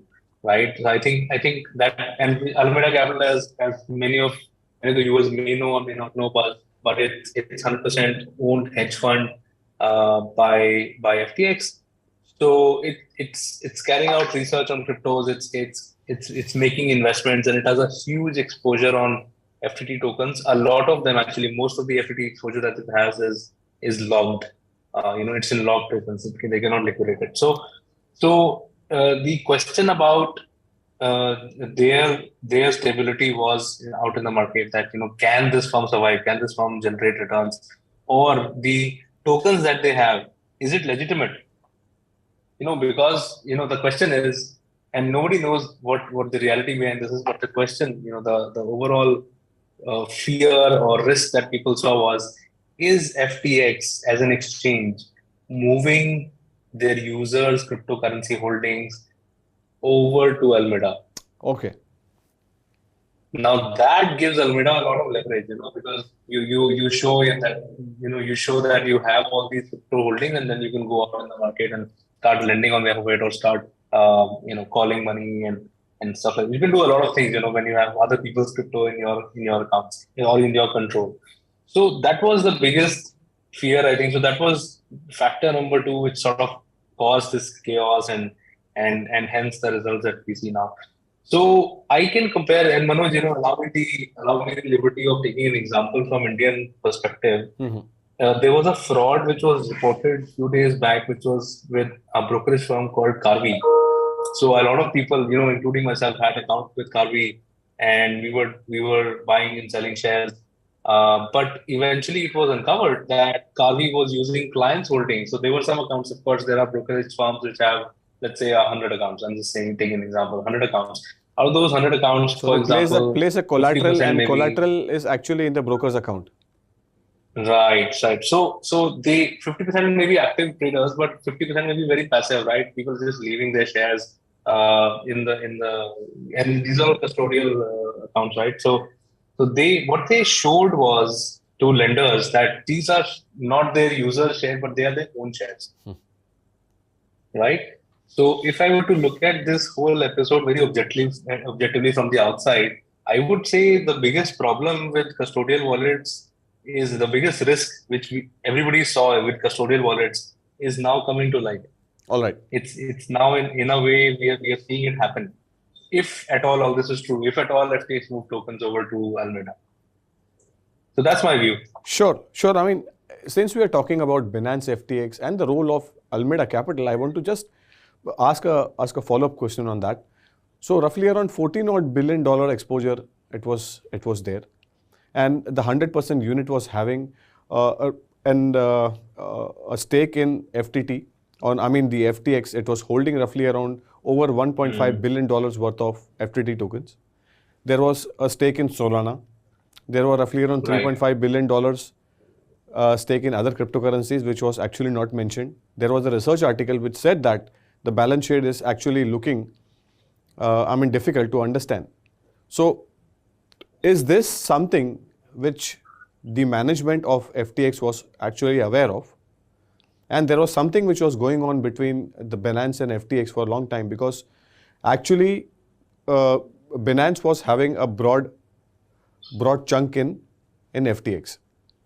And what do you think this is? What is the trigger point, Samrat? I wanted to understand from where it triggered. So all the articles are mentioning about that report piece which occurred on November 6th, saying that there is something wrong in the balance sheet. And now you and me, we are standing here. I am standing and you are sitting although, but we are trying to understand where this problem started. Right. No, I think the larger problem is with the nature of this firm.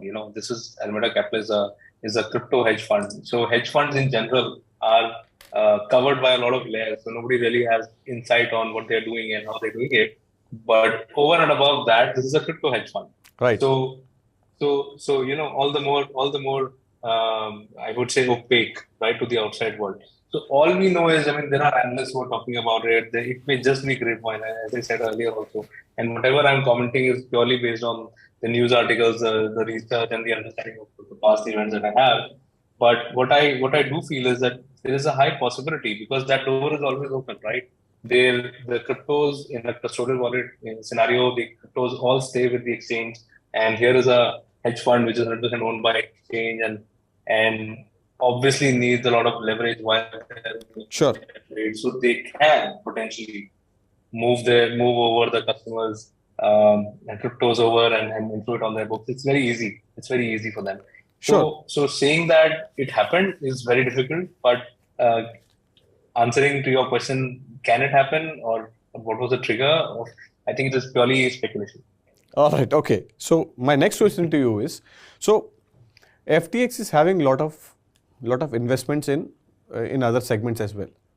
So what will happen to FTX NFT marketplace, gaming, and its esports business? Because no one is talking about investments in these segments, and right.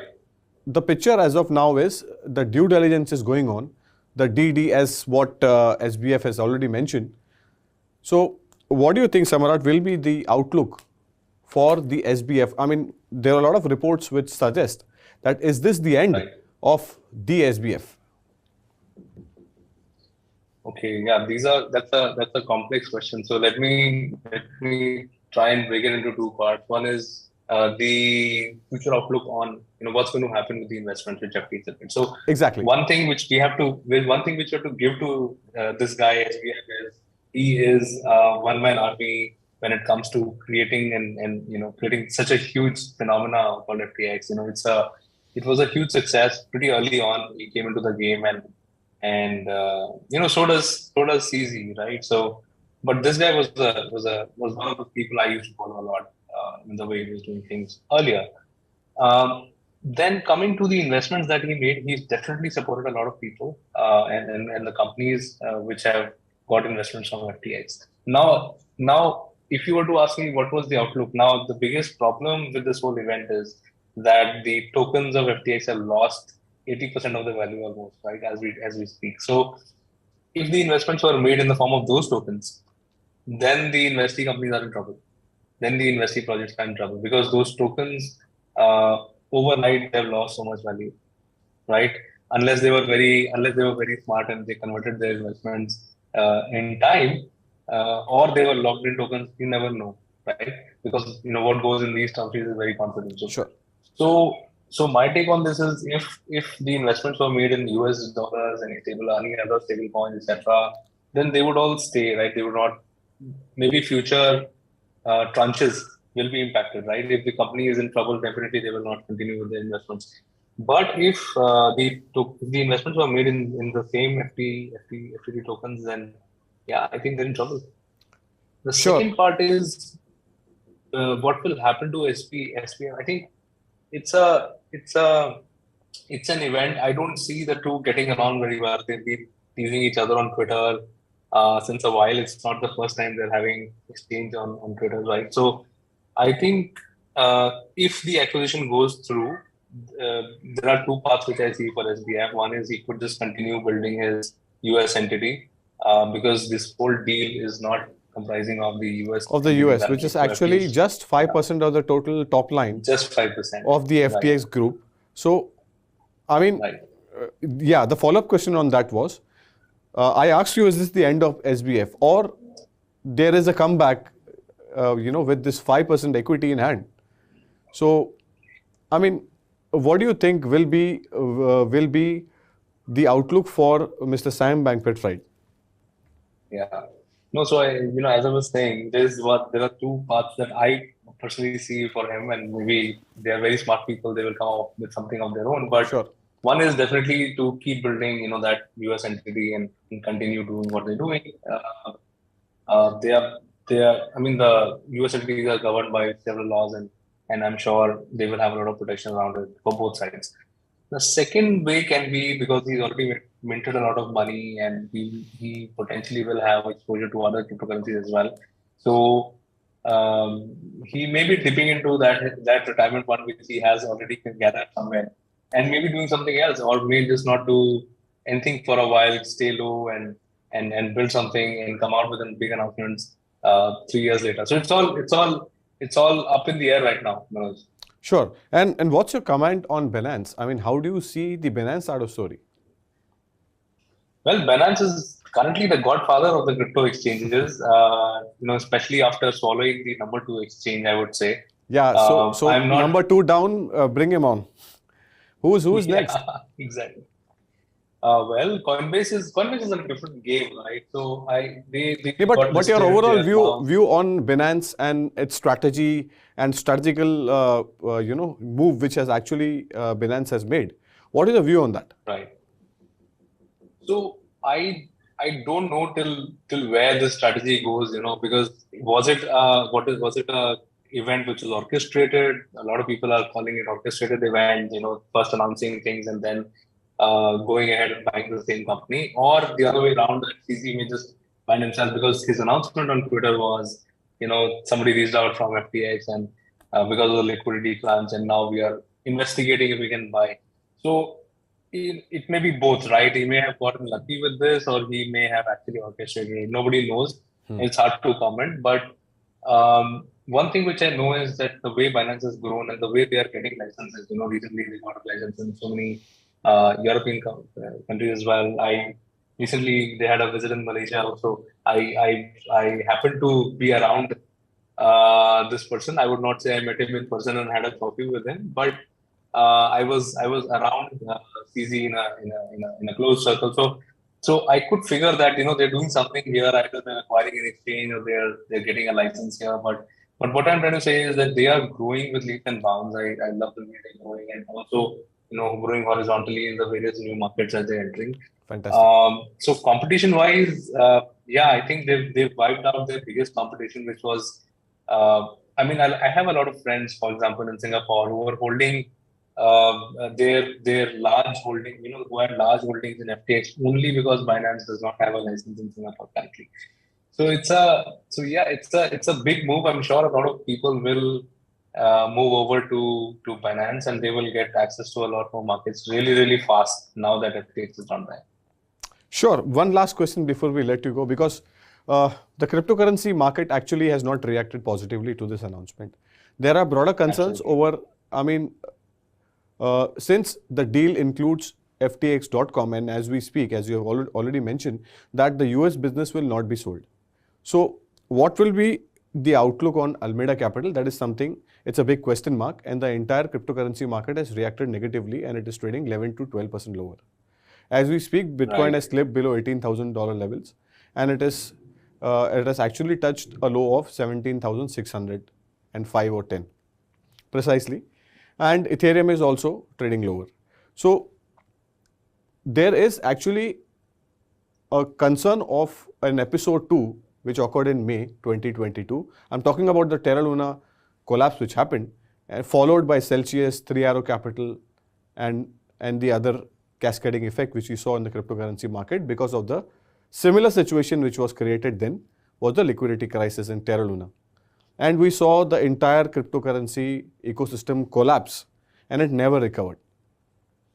So in a matter of days, in a matter of days, and it happened overnight as well. So what is your view on the overall cryptocurrency market situation as of now, Samrat? And since we are talking about bailout, although Binance has agreed, but this is an in-principle approval, and the acquisition has actually not gone through. What is your view on the overall cryptocurrency market? There are chances that this deal will not go through as well. So if this happens, what is the outlook? And if it happens, what is your thoughts and view on the market? Oh, Manoj, very well articulated question actually. So if I were to ask you, if I were to say, to the viewers that, I see it in two lights. One is definitely the market has not reacted positively. There's a lot of negative sentiment, and that's clearly showing in the decline of all cryptocurrencies right now. It's not one. And Bitcoin even made the yearly low. As you rightly said, so it just clearly shows the negative sentiment in the investors. Robinhood shares fell down actually. Exactly. Big time. Coinbase is also. Coinbase is also dealing. Cathie Wood has once again acquired a smaller chunk in. That's what I was also reading a few articles on that. I see. No, so that's something which is just showing that at least the retail investors are these exchanges are dealing with retail investors. So retail investors are low. The investors in these exchanges, their confidence also is probably shaking, and that's why the share prices have gone down. From the overall market perspective, I think a lot of companies and people have exposure to Alameda Capital as well. So definitely, as you're saying, this episode has some similarities to the Terra crash which happened earlier this year. But yeah, I mean, it's yet to be seen, and I also see very cautious announcements by some companies where they're saying, we don't have any exposure towards equity. So don't look at us with lower confidence. So for example, Coinbase, I mean, the CEO immediately came out in the news and he said, we don't have any exposure towards it. So I think people are learning, people are all the entire industry is maturing with the events which happen. This one is, I mean, if this were to happen in the corporate world, definitely tons of laws would kick in and stop all this from happening, or the demonetization, so to say, if I can call it demonetization of the crypto token FTT, loss of 80% value in 24 hours. I think that would not occur so fast if it was in a regulated environment, in a corporate M&A structure. As of now, crypto world is the Wild West. Anything can happen here. Sure, anything can happen, and definitely we hope that Binance and FTX deal should go through, and this event can see the light of the day. Thank you so much, Samrat, for being a part of this interaction and educating our viewers on the Binance and the FTX deal and the announcement which came on November 8th, 2022. Thank you so much, Chief. Thank you, Manoj. We're all watching these events unfold. All the best with the shows. Thank you so much, sir. Thank you. Thanks for having me. Yes, bye.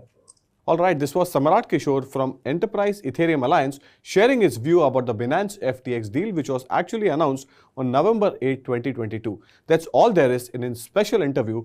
This is Manoj Dara signing off, but keep watching 3.0 TV for more such interesting updates. Thank you.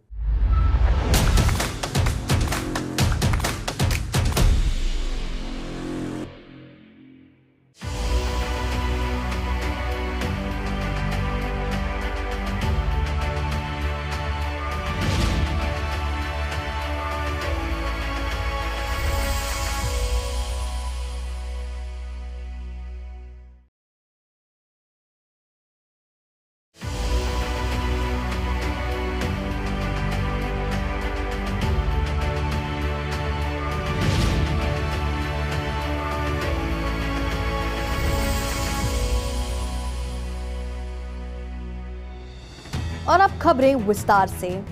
Binance के spokesperson के अनुसार Binance ने rival crypto exchange FTX को खरीदने के अपने letter of intent को रद्द कर दिया है। स्पोक्सपर्सन ने कॉइनडेस्क को बताया, कॉर्पोरेट ड्यू डिलिजेंस के साथ गलत तरीके से कस्टमर फंड्स और एलिजिड US एजेंसी इन्वेस्टिगेशंस के बारे में लेटेस्ट न्यूज रिपोर्ट्स की वजह से हमने फैसला किया है कि हम FTX.com के पोटेंशियल एक्विजिशन का पीछा नहीं करेंगे। बाइनेंस ने ट्वीट किया कि शुरुआत में हमारी आशा FTX के कस्टमर्स को लिक्विडिटी प्रोवाइड करने में सपोर्ट करने की थी, लेकिन इश्यूज हमारे कंट्रोल या मदद करने की क्षमता से परे हैं। बाइनेंस के CEO CZ ने FTX डील को रद्द करने के बारे में सिर्फ 2 शब्द ट्वीट किए, सैड डे, प्राइड। FTX का नेटिव टोकन जो हाल के दिनों में पहले ही गिर चुका था। बाइनेंस द्वारा FTX खरीदने के लिए अपने डील से बाहर निकलने की खबर के बाद और 54% गिरकर लगभग $2.74 हो गया था। क्रिप्टो करेंसी की कीमतों में बुधवार को सेकेंड स्ट्रेट डे के लिए गिरावट आई, जब क्रिप्टो एक्सचेंज बाइनेंस ने घोषणा की कि वह अपने असफल राइवल FTX ट्रेडिंग को खरीदने के लिए अपने सौदे से बाहर निकल रहा है। क्रिप्टो की कीमतों में गिरावट आई क्योंकि मार्केट पार्टिसिपेंट्स ने FTX की सॉल्वेंसी और कस्टमर्स के फंड की स्थिति को लेकर चिंता की और पुल आउट ने 1 मिलियन से ज्यादा कस्टमर क्रिप्टो अकाउंट्स को जोखिम में डाल दिया। बाइनेंस ने बुधवार को एक ट्वीट में FTX द्वारा इन्वेस्टर्स की एसेट्स को गलत तरीके से पेश किया और दावा किया कि US एजेंसी ने सौदे से बाहर निकलने के कारणों के रूप में जांच की है। ऐसे में बिटकॉइन में 12% से ज्यादा की गिरावट देखने मिली, जिससे उसे दिसंबर 2020 के बाद से अपने सबसे लोएस्ट लेवल यानी कि $16,250 पर ट्रेड करते देखा जा रहा है, जबकि अन्य मेजर क्रिप्टो करेंसी इथेरियम 13% नीचे $1,150 पर देखा गया। वहीं क्रिप्टो का IC50 इंडेक्स 13.3% गिरकर 23,900 पॉइंट्स पर ट्रेड कर रहा है। ब्लूमबर्ग ने बुधवार को बताया कि FTX इन्वेस्टर्स को चेतावनी दी गई है कि क्रिप्टो एक्सचेंज को बैंकरप्सी प्रोटेक्शन के लिए फाइल करने के लिए मजबूर किया जा सकता है। न्यूज ऑन रिपोर्ट्स को फॉलो करती है कि बाइनेंस ने उसके बुक्स को देखने के बाद ट्रबल ट्रेडिंग एम्पायर को खरीदने के पहले के वादे पर रोक लगा दी है। ब्लूमबर्ग ने बताया कि FTX एक्सचेंज को $8 बिलियन के शॉर्टफॉल का सामना करना पड़ रहा है। सैम बैंकमैन-फ्राइड के वंस माइटी एम्पायर की बुक्स में ब्लर्ड लाइंस की कॉइनडेस्क की रिपोर्ट्स के बाद FTX एक हफ्ते के लिए एक टेल स्पिन पर रहा है। FTX.com द्वारा कस्टमर एसेट हैंडलिंग और सैम बैंकमैन क्रिप्टो फ्राइड के बिजनेस की अन्य यूनिट के साथ इसकी कनेक्शन की US फाइनेंशियल रेगुलेटर्स द्वारा जांच की जा रही है। सूत्रों के अनुसार सिक्योरिटीज एंड एक्सचेंज कमीशन और कमोडिटी फ्यूचर्स ट्रेडिंग कमीशन द्वारा की गई जांच ट्रेडिंग प्लेटफॉर्म पर लिक्विडिटी क्राइसिस से संबंधित है, जिसमें बुधवार को सौदे से दूर चलने से पहले rival exchange Binance holding limited द्वारा अपने नॉन-US बिजनेसेस की एक प्लान परचेज को संक्षेप में प्रेरित किया। FTX US, FTX.com के अमेरिकन काउंटरपार्ट और बैंकमैन ट्रेडिंग फ्राइड की फर्म अल्मीडा रिसर्च के प्लेटफॉर्म के कनेक्शन की भी रेगुलेटर्स द्वारा जांच की जा रही है। वॉल स्ट्रीट जर्नल ने बुधवार को बताया कि इसके अलावा US डिपार्टमेंट ऑफ जस्टिस इसके अपैरेंट कोलैप्स के बाद क्रिप्टो एक्सचेंज FTX पर भी विचार कर रहा है। FTX की ज्यादातर लीगल और कंप्लायंस टीम ने स्थिति से परिचित सूत्रों का हवाला देते हुए मंगलवार को इस्तीफा दे दिया। ये मुश्किल पैदा कर सकता है क्योंकि crypto currency exchange liquidity crisis और पोटेंशियल रेगुलेटरी जांच से जूझ रहा है। जून 2021 में क्रिप्टो ने तेजी के दिनों में 7 टाइम्स सुपर बाउल चैंपियन और उनकी तत्कालीन पत्नी जिजेल बंचन ने FTX.com और FTX.US के साथ एक इक्विटी डील क्लोज करने की बात कही थी। इस डील के साथ एक तरह से ब्रैडी एक्सचेंज के लिए एक ब्रांड एम्बेसडर और बंचन एक एनवायरमेंटल और सोशल इनिशिएटिव्स एडवाइजर के रूप में देखी गई थी। इस तरह से ब्रैडी और बंचन FTX के फाउंडर सैम बैंकमैन-फ्राइड के साथ जल्द ही कंपनी के प्रोमिनेंट फेसेस बन गए। इक्विटी डील के टर्म्स का खुलासा नहीं किया गया था, लेकिन घोषणा के बाद के महीनों में FTX ने $32 बिलियन वैल्यूएशन के साथ एक और राउंड बढ़ाने पर काम शुरू कर दिया था। लेकिन अब ये इक्विटी काफी कम वैल्यूएबल है क्योंकि बाइनेंस FTX बेलआउट से दूर चला गया है और FTX बैंकरप्सी का सामना कर रहा है। करंट इपॉक 24 घंटे से कम समय में खत्म होने पर Solana validators 49.6 million SOL $945 million unlock करने के लिए शेड्यूल है। कॉइन की सप्लाई के 13% को रिप्रेजेंट करते हुए ये किसी भी सोलाना इपॉक में अनलॉक होने वाले टोकन की सेकंड लार्जेस्ट वॉल्यूम है और ये क्रिप्टो मार्केट में काफी उथल पुथल के समय के बीच आ रही है। एक इपॉक चेन पर कई स्लॉट जैसे ब्लॉक्स को रेफर करता है और इसमें लगभग 2 से 3 दिन लगते हैं। वेबसाइट का डैशबोर्ड हाल में 47 मिलियन से ज्यादा SOL टोकन्स डिस्प्ले करता है जिन्हें वैलिडेटर्स द्वारा अनलॉक किया जाना है। कुछ ही घंटों में ये आंकड़ा 18 मिलियन से ज्यादा हो गया है। ज्यादा वैलिडेटर्स द्वारा नेटवर्क से अपने स्टेक टोकन्स को विड्रॉ करने का विकल्प चुनने के कारण बढ़त की सबसे बड़ी संभावना है। पिछले 24 घंटों में सोलाना की टोकन प्राइस 40% से ज्यादा गिरकर $23 से गिरकर $30.46 हो गई है। ऐसे में ये देखना जाना बाकी है कि टोकन अनलॉक SOL की कीमत को कैसे प्रभावित करता है। Crypto currency exchange platform Crypto.com ने 2 top Solana ecosystem stable coins के फ्लो को रोक दिया है, क्योंकि सैम बैंकमैन-फ्राइड के FTX एम्पायर का असर वाइडर क्रिप्टो इकोसिस्टम में कहर बरसा रहा है।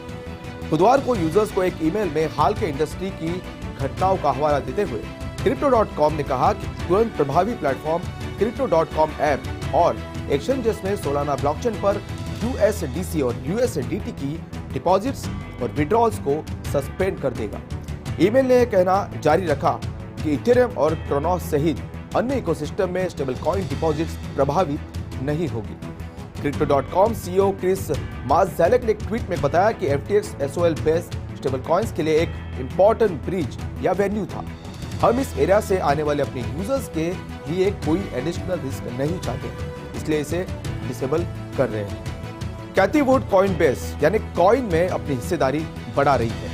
फंड ने अपने ट्रेडिंग डेस्क से भेजे गए एक ईमेल में बताया कि वो अपने 3 फंडों में कॉइनबेस में अपनी हिस्सेदारी बढ़ा रहा है, जिसमें ARK innovation, ARK next generation internet और ARK फिनटेक इनोवेशन का नाम भी शामिल है। ARK इन्वेस्टमेंट मैनेजमेंट ने कहा कि वो कॉइन के 420,949 शेयर्स को अपनी मौजूदा 7.7 मिलियन होल्डिंग्स में जोड़ेगा। तो इस साल कॉइनबेस के खराब प्रदर्शन के बावजूद वुड कंपनी और सामान्य रूप से क्रिप्टो के बारे में आशावादी बना हुआ है।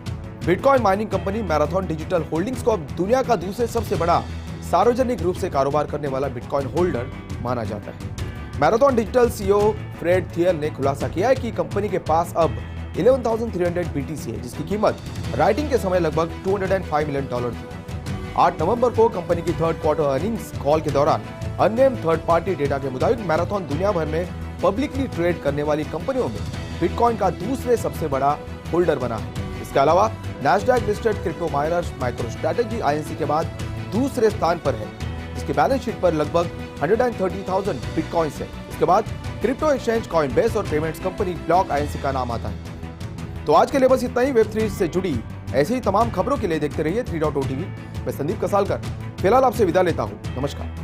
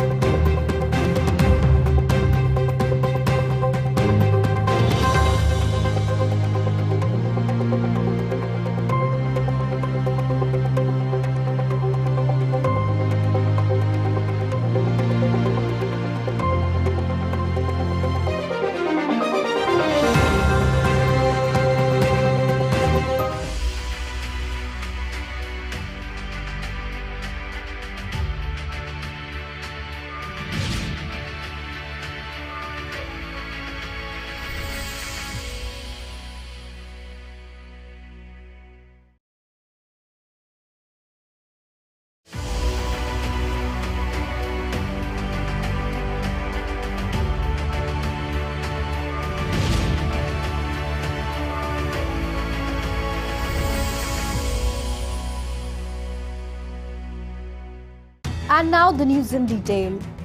Binance has scrapped its letter of intent to buy rival crypto exchange FTX, according to a Binance spokesperson.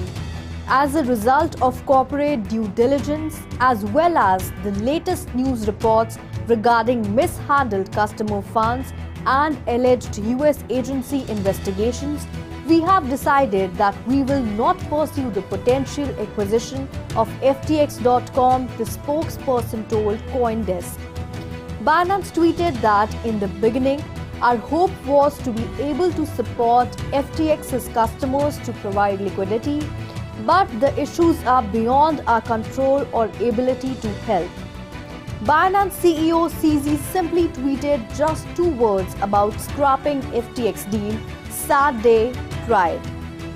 FTT, the native token of FTX, which had already plunged in recent days, was down another 54% to about $2.74 after the news of Binance pulling out of its deal to buy FTX came out.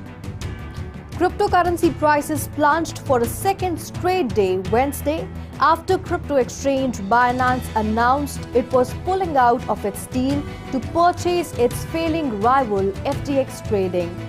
Crypto prices collapsed as market participants worried over FTX's solvency and the status of customers' funds as the pullout has put over 1 million customer crypto accounts at risk. Binance cited FTX mishandled investors' assets and claimed US agency probes as reasons for pulling out of the deal in a tweet on Wednesday. The price of Bitcoin plunged more than 12% to $16,250, its lowest level since December 2020. It had been above $20,000 earlier in the week. The other major cryptocurrency, Ethereum, was down 13% at $1,150. The CEOs of the two exchanges, Sam Bankman-Fried of FTX and CZ of Binance, had publicly agreed to a merger Tuesday, pending the ability for Binance to perform due diligence of FTX's balance sheet. That due diligence apparently led to significant concerns that convinced it to pull out of the deal, Binance said in a statement Wednesday. The IC50 index of crypto was down 13.3% at 23,900 points. FTX investors have been warned that the crypto exchange may be forced to file for bankruptcy protection if it does not get a cash infusion, Bloomberg reported Wednesday. The news follows reports that Binance balked at an earlier promise to buy the troubled trading empire after looking at its books. Bloomberg reported the FTX exchange faces an $8 billion shortfall. FTX has been on a tailspin for a week following CoinDesk's reports of the blurred lines in the books of Sam Bankman-Fried's once mighty empire.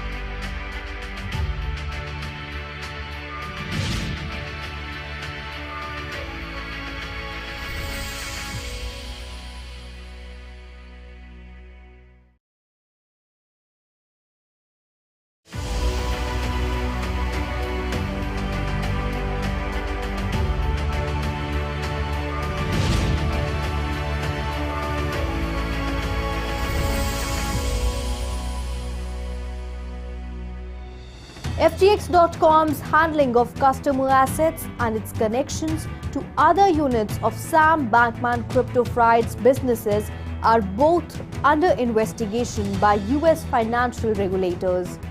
According to the sources, the investigations by the Securities and Exchange Commission and the Commodity Futures Trading Commission are related to the liquidity crisis at the trading platform that prompted briefly a planned purchase of its non-US businesses by rival exchange Binance Holdings Limited, before it walked away from the deal on Wednesday. The platform's connections to FTX US, FTX.com's American counterpart, and Bankman Trading Fried's firm Alameda Research are also being investigated by regulators. Additionally, the US Department of Justice is also looking into crypto exchange FTX after its apparent collapse, the Wall Street Journal reported Wednesday. The majority of FTX's legal and compliance team resigned on Tuesday, citing sources familiar with the situation. That could create a headache as the cryptocurrency exchange deals with a liquidity crisis and potential regulatory scrutiny. During the bullish days of cryptocurrency in June 2021, the 7-time Super Bowl champion and his then-wife Gisele Bündchen announced that they had closed an equity deal with both FTX.com and FTX.us. Brady would serve as a brand ambassador for the exchange, while Bündchen would advise on environmental and social initiatives. Brady and Bündchen, along with FTX founder Sam Bankman-Fried, quickly became prominent faces of the company. The terms of the equity deal were not disclosed, but FTX began working on raising another round with a $32 billion valuation in the months following the announcement. That equity is now significantly less valuable as Binance walked away from FTX bailout and FTX is facing bankruptcy.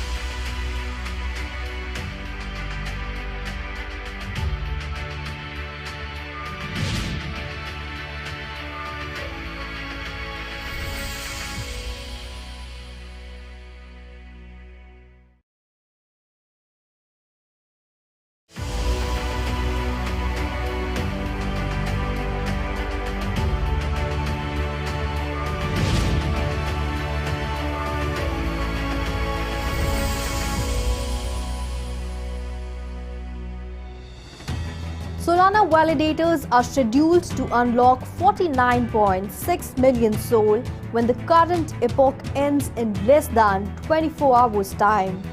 Representing 13% of the coin supply, it's the second largest volume of tokens to be unlocked in any Solana epoch, and it is coming amid a time of considerable tumult in the crypto market. An epoch refers to a number of slots on the chain and takes around 2 to 3 days. The dashboard of the website currently displays over 47 million SOL tokens scheduled to be unlocked by validators. This figure has risen from 18 million in a matter of hours.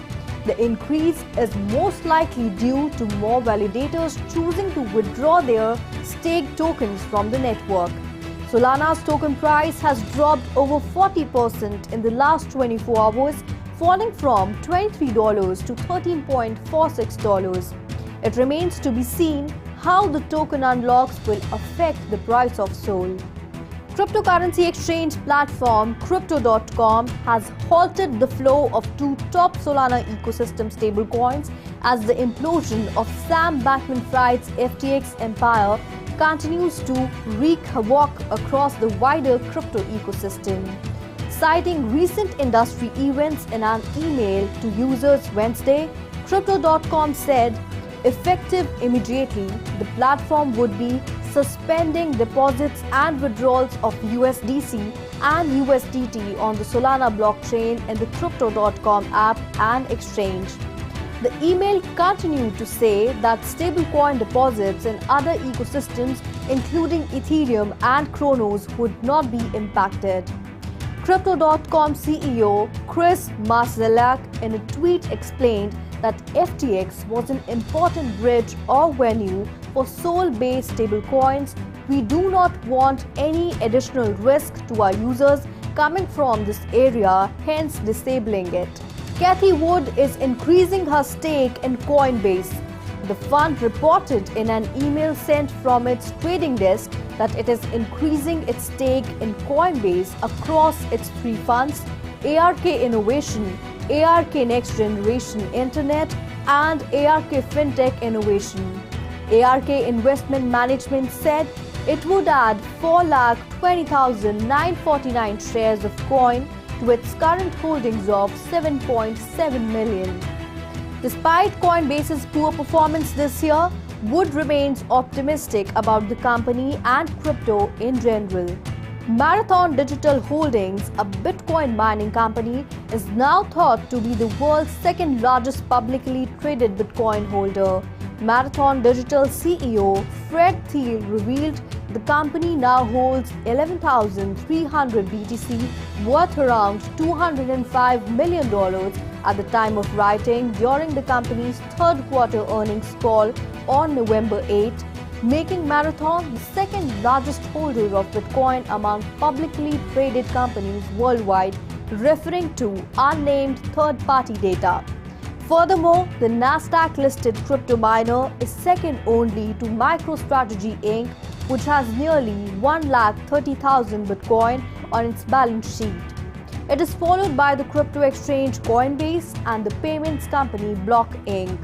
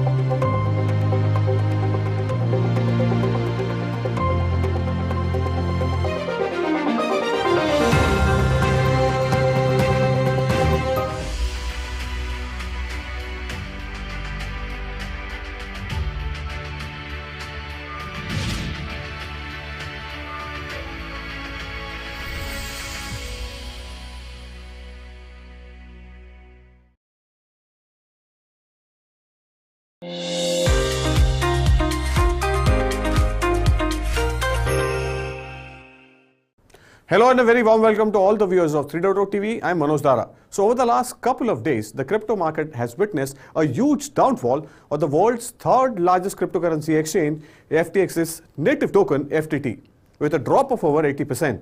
The FTX, which was valued at $32 billion at the start of this year, is suddenly facing the pressure of the liquidity crunch, and FTX CEO Sam Bankman-Fried lost 93% of his wealth overnight.